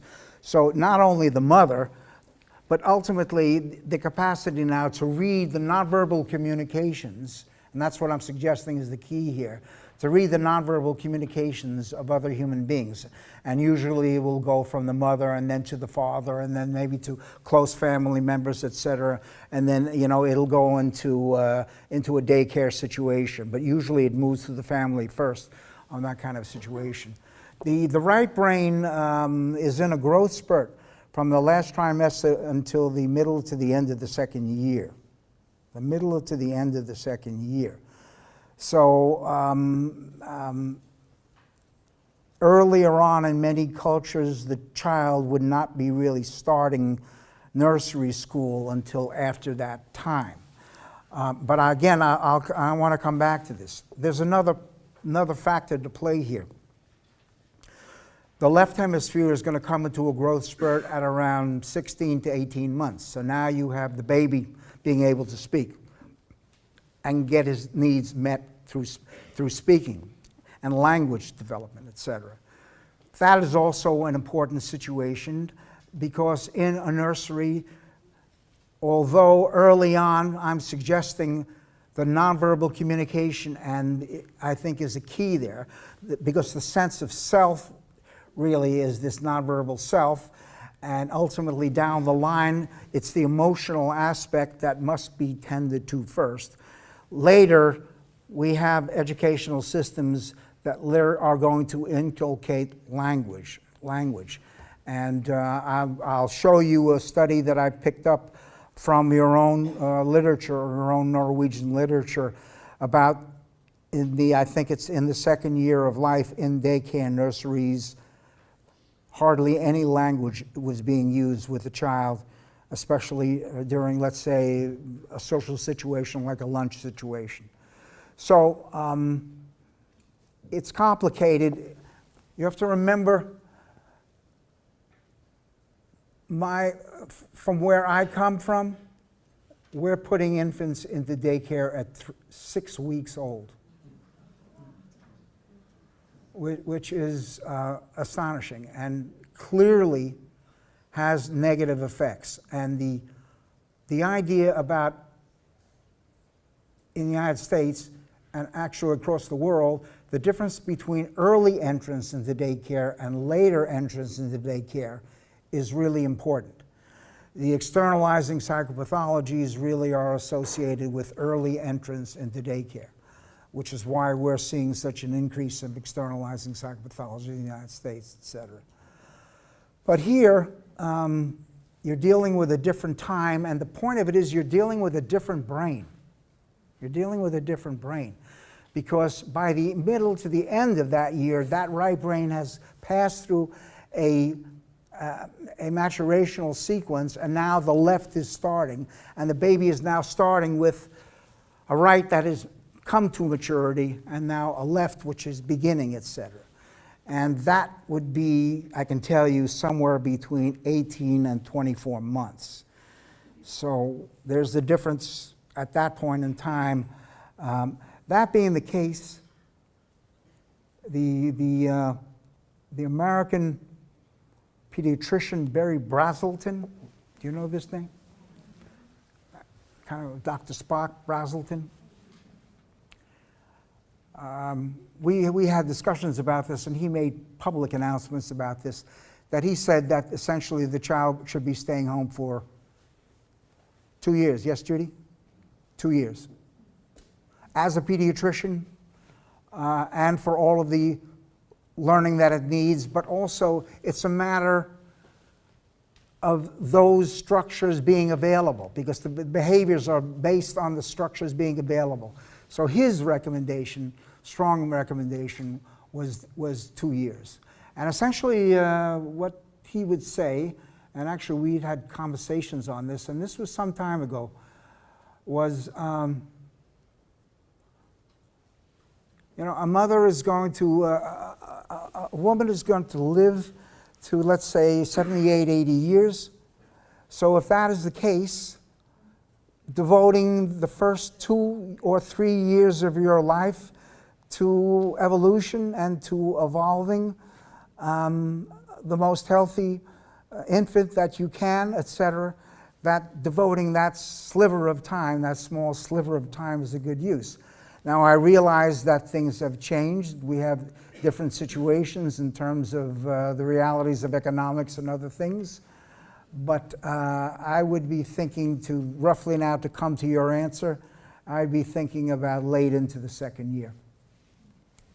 My name's Marcus. I study at Waldorf School to be a teacher. And I have a question. If focus primarily on the on the aspect of love and the connection on the right hemisphere. But how and what do you deal with children that didn't experience any love and affection, and what are the consequences of the neglect of these emotions?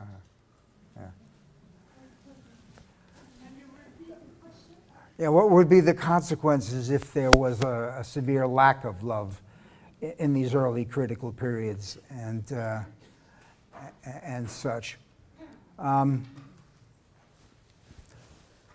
me tell you, before I came here, I was in London and then in Dublin, especially speaking to psychotherapists. And that's, you know, I'm a clinician scientist. My theories are built not only about the research and the developmental models, but also my own clinical experiences with patients, etc. And so in those lectures, those are 3 days of lectures that were totally about what if there is early in life what I have called relational trauma. Relational trauma. And so now we're talking, today I've been talking about obviously secure attachments, but now we're talking about what happens if there are insecure attachments. There is now a huge interest around the world in this problem and how we can approach such individuals at different points in the lifespan. How we approach them at 5 years old, adolescents, adults, etc., who have had this early beginnings. Because what we're going to see now is obviously the wiring of the right brain is not going to be as efficient as we're talking about here, and what you're going to be finding now are regulation disturbances. Regulation. All psychiatric disorders are expressing in regulation disturbances. What I'm saying as I'm moving along here, this was not what I was going to talk about. That being the case, you know, we can. But the long-term effects are intense, and they're also not necessarily built into the left hemisphere. Because the left hemisphere is not going to come online, as I said, into the second year. But what happens here when there is early abuse or neglect, right? Let's say right at the beginning, and over 3 months, 6 months, 9 months, et cetera, et cetera. We're now seeing a lot more of this around the world. On the matter of security of attachments, the average number of secure attachments in the United States 20 years ago was 75%. In the United States, at this point in time, the average number of secure attachments is 55%. It dropped 20%. 20%. And there's been a lot of questions about why this is, and as a matter of fact, one of these is the matter of daycare, which I'm going to talk about in the next lecture. Although there I'm going to be talking about daycare at 3 months old. At 3 months old. So, pretty much internationally, all psychotherapists are now of developmental theory. And the idea in developmental psychopathology is that you have to be aware of both normal development and abnormal development. And that is part of the education of social workers and psychiatrists and psychologists, et cetera, today, et cetera. And there is also a real strong interest in the problem of the most disorganized of the early beginnings. In other words, if you remember Bowlby, he said there are secures, then there are organized secures, which are insecure anxious and insecure avoidant. And then he said that there are disorganized, disoriented insecures, abuse and neglect. And out of the two, abuse and neglect, we're now thinking that neglect is even more problematic than abuse. Whereby the caregiver is not regulating the state, but either dysregulating the state into hyperarousal, or is not there as a regulator at all. The baby is on its own, and the baby then will form certain defenses. to deal with that. There's a lot of interest in dissociation, which is this ability to disconnect from the outside world and to disconnect the mind and the body, etc. And so a lot of work is now going in on how that can be done with children, as I said, adolescents and adults. There are different ways into the problem, but all of them are, all different forms of therapy are essentially agreed that the most important factor in psychotherapeutic change is the nature of the relationship itself, is the therapeutic alliance. So more and more what the training is how to develop a therapeutic alliance with a patient who is, on the one hand, extremely depressed, or another who is extremely hyperactive, or another who is extremely fearful, etc., and how to one form that connection with the other human being, in which the other human being then can start to reveal some of these early overwhelming experiences, because the only way that they can be regulated is they have to be taken out of the defense.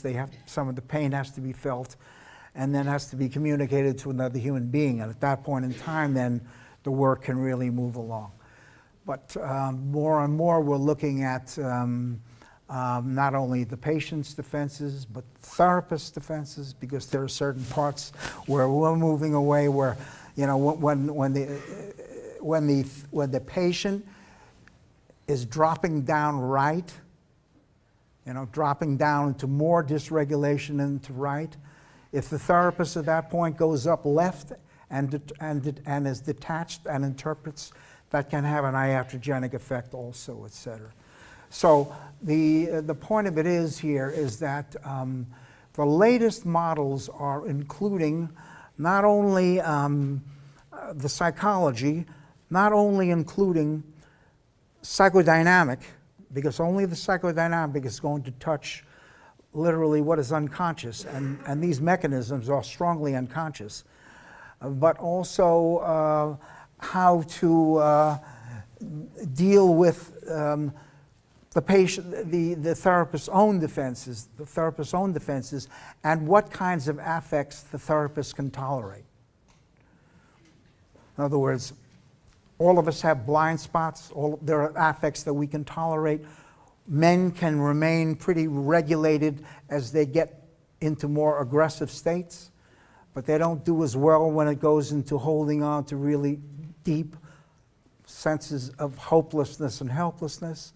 Females, because of the differences in the brains of females can tolerate more low arousal depressive states, but have more problems with aggressive states. So essentially the therapist now has to be able to expand this affect array, just as the baby. Because what's going to happen with this right brain here is the mother is now going to help this baby's right brain expand. What do I mean by that? This baby is now going to learn how to feel in the body affects that are at the bass clef, like depression, as well as affects that are in the treble clef, you know, the higher affects, etc. What you've asked is, you know, huge. What I suggest, if you really want to know my thoughts on it, go to my books. Serious. Affect Dysregulation and Disorders of the Self. And then a companion volume, Affect Regulation and the Repair of the Self. Take a look at those models there. I think I'll be able to, you know, you'll be able to get the deeper answers that you really need in this kind of a situation. Okay. I hope that wasn't too broad, but.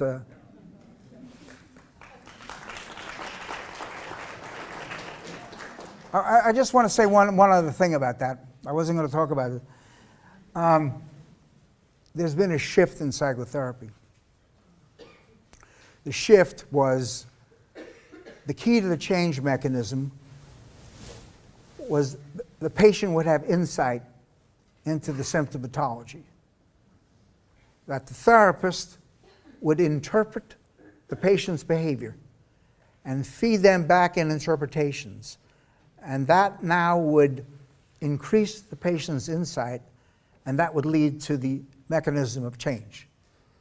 We now see that that was a problem. That was not the case, because individuals can have an intellectual understanding of their symptoms and they're not changing, right? Remember, some of the symptoms are not only the symptoms of affect dysregulation, they're also relational symptoms, their inability to be with other human beings in the world, etc. So we're now really seeing that the vector of the change is the therapeutic relationship itself, and that emotion is key.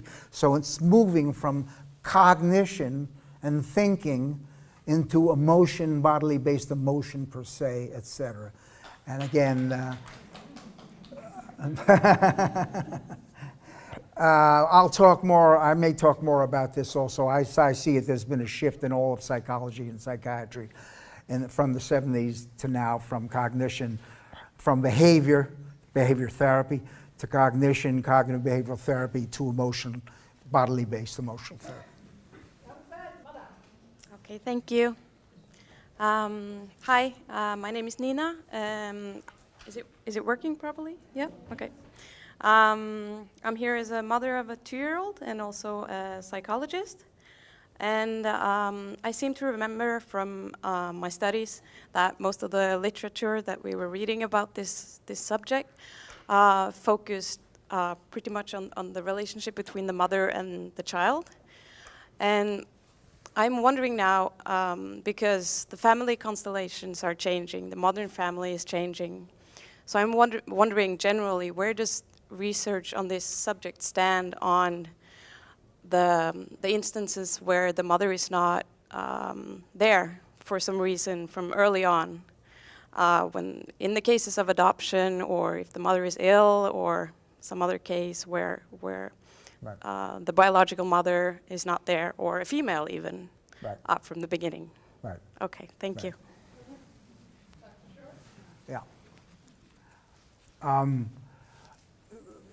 You know, without a doubt, the cultures are changing along the lines here, and what I'm suggesting here, in the first year of life, I'm suggesting that there is a primary caregiver, and the key to it is that the primary caregiver is defined as the person whose right brain this baby has access to, whose right brain the baby has access to, who can read these kind of communications, who can intuit these kind of communications, etc., who can read them in their body, etc. So again, if it needs to be a right brain and not to be a left brain. We have some evidence that insecure, avoidant mothers are using their left brains and not this bodily-based situation. That being the case, when it comes to fathers and when it comes to men, it's tentative, but we have pretty good evidence that men do have right brains.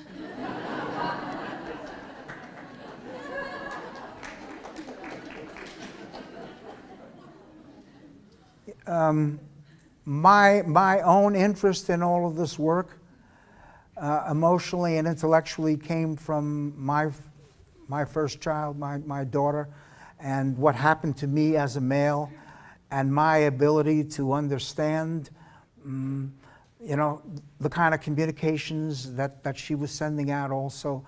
So there are situations whereby clearly that would work nicely. In the past, the way that most cultures set it up was that there was a family structure there. So if it wasn't the mother there, the aunt was there, or the grandmother was there, or the father was there. That's been tumbled at this point in time.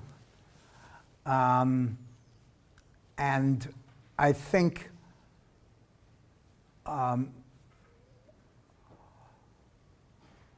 really we have to rework. I think the way that we're working at right now needs more work than that. Now again, you have to understand, I'm sitting here looking at this in a culture in which the mother and the father with great trepidation, are handing this baby off in the daycare to strangers at 6 weeks before this baby's brain has even, the cortex has evolved in the first place. I mean, there is no separation anxiety because the brain that are processing separation anxiety is not there, at this point in time.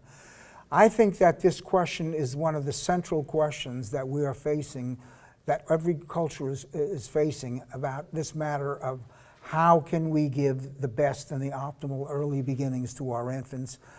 And in some ways, I'm agreeing, as our discussion has been, that we're outsourcing this mechanism has to become more and more of a business rather than, an emotional situation that are built into it, etc. I think we need a lot more thinking on this matter. Now, that being the case, as I'm going to tell you this afternoon, when it comes to the UNICEF and when it comes to the child well-being, Norway is number 2. The United States is number 26. So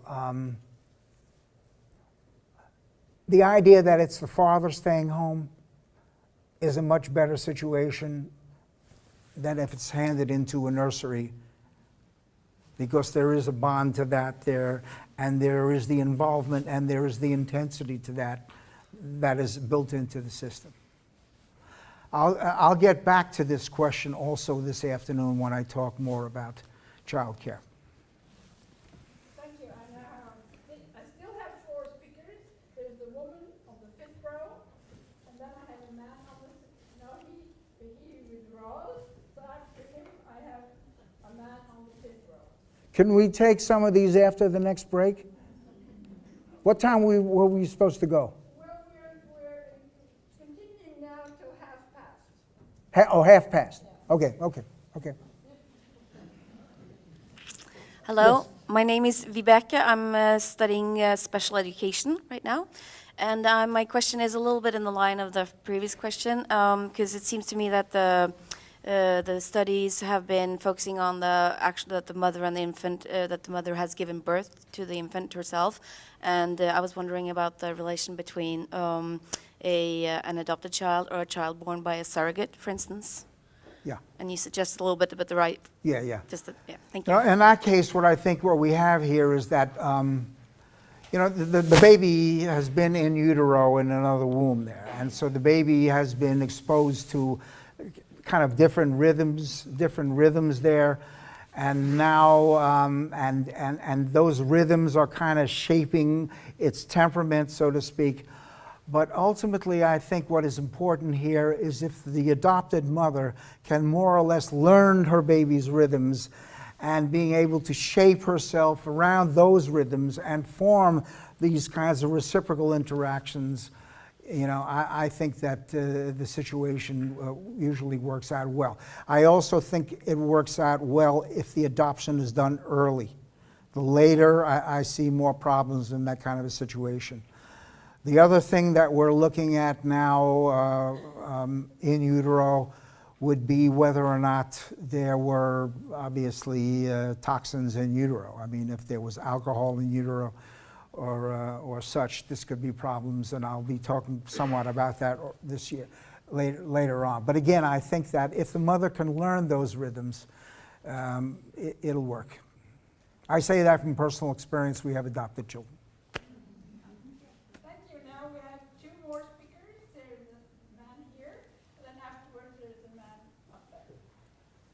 Thank you. Thank you for a really nice lecture. Rune Björk is my name. I'm a PhD student in developmental psychology. And I was wondering, from an evolutionary perspective, can you comment on why we have 2 different brains in our brain? Because it kind of makes us less integrated. And of course, from a flight or fight perspective, sometimes you gotta not think and just... Yeah. But can you say something about that? Well, first of all, let me rephrase the question. Evolution has formulated this bilateral situation, this 2 brains.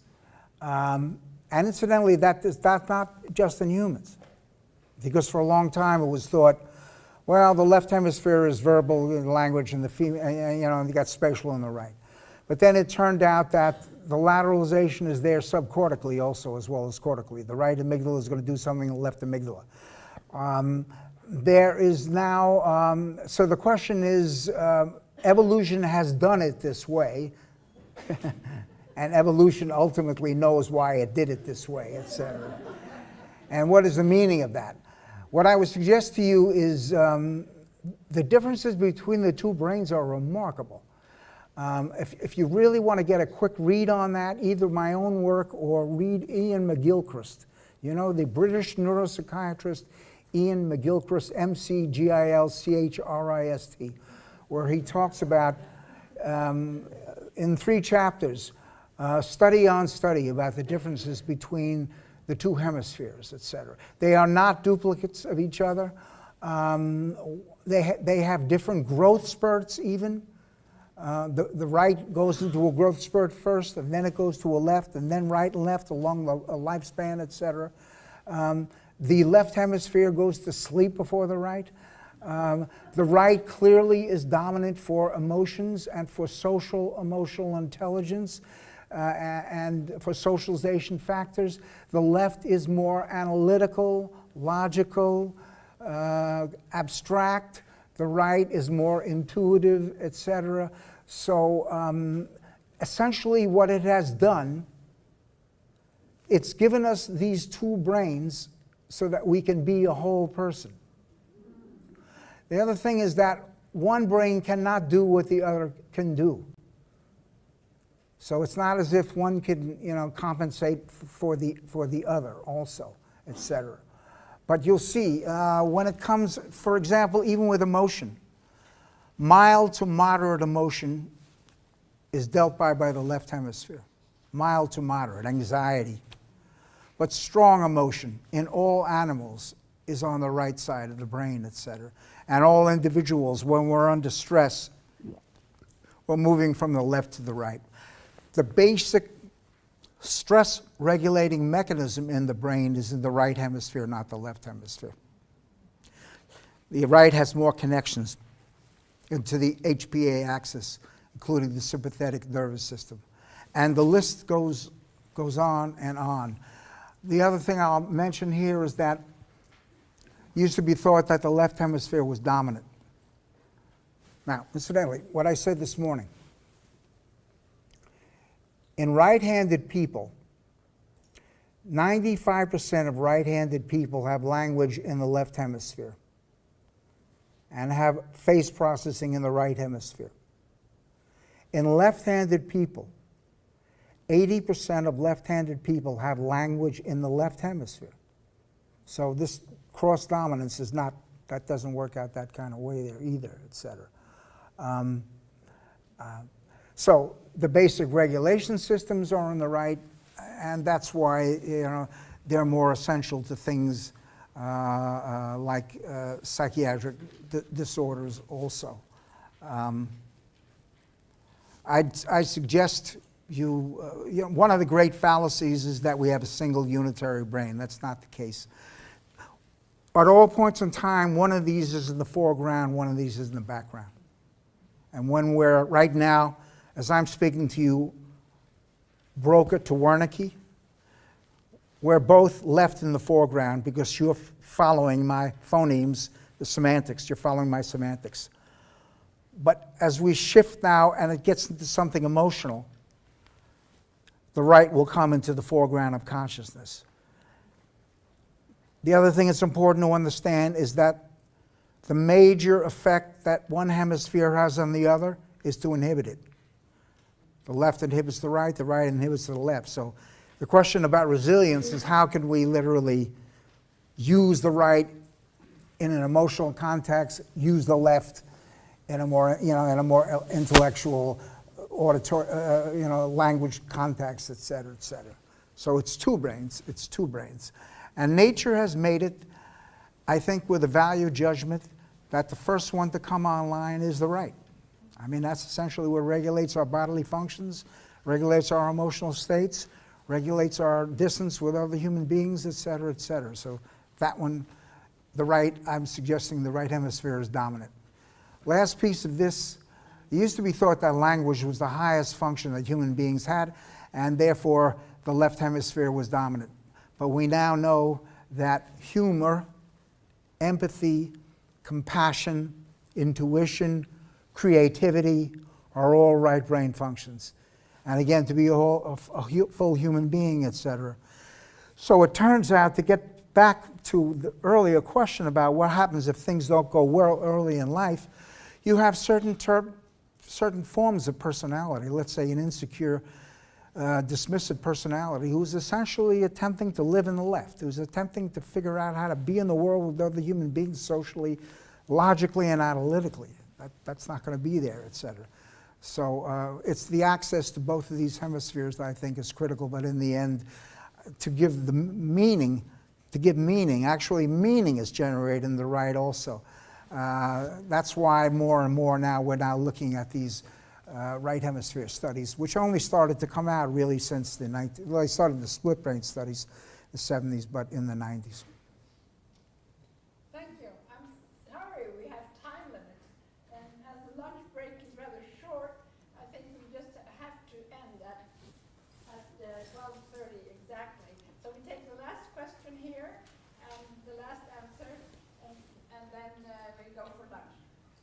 That is the man on the fifth row. I shall be short. My name is Tom Virik. I also was wondering if I really had the right part of the brain. So I was so confused. I didn't want to be so personal, but then I was so confused about working with this, which I've been in 20 years with children and barnevernet. So I went to an artist school and I learned glass blowing and a lot of these things in 3 years. And then I was wondering what the hell I am doing. So then I think I tried to combine this thing. How can we use this more artificial way of thinking and doing, like glass blowing, in our way of therapy? And then my girlfriend suddenly died with an accident, like this, pang. And afterwards, a cat died like this. I think, oh, Jesus, this is very tough. So I isolated myself in 14 days.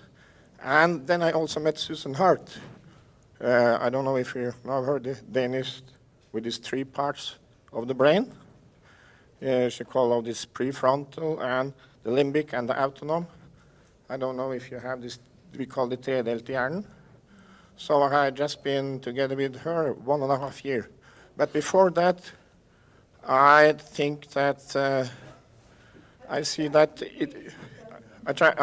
it's very difficult. That what is your opinion, if you know this Susan Hart, because you are thinking of the left and the right, but she thinks more of these 3 things. And I think we have 3 parts of, we have the dance with the lower one, we have to be affective attunement with the middle, and we can only talk to that of the top.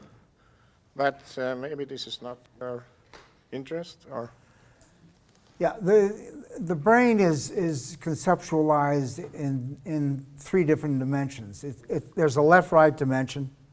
There's also a hierarchical dimension, which is the higher and the lower areas of the brain, which I think you're relating to. And there's also another dimension which is back-forward, which would be the posterior parts, the sensory areas in the back, and the motor areas in the forward position, etc.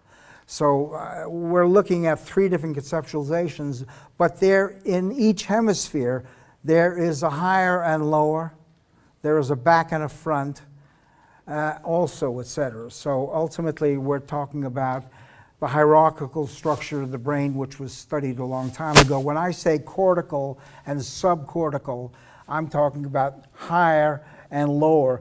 And when I talked about the amygdala, I was talking lower, and the orbital frontal was higher. So that makes sense. That is the way that we understand the function.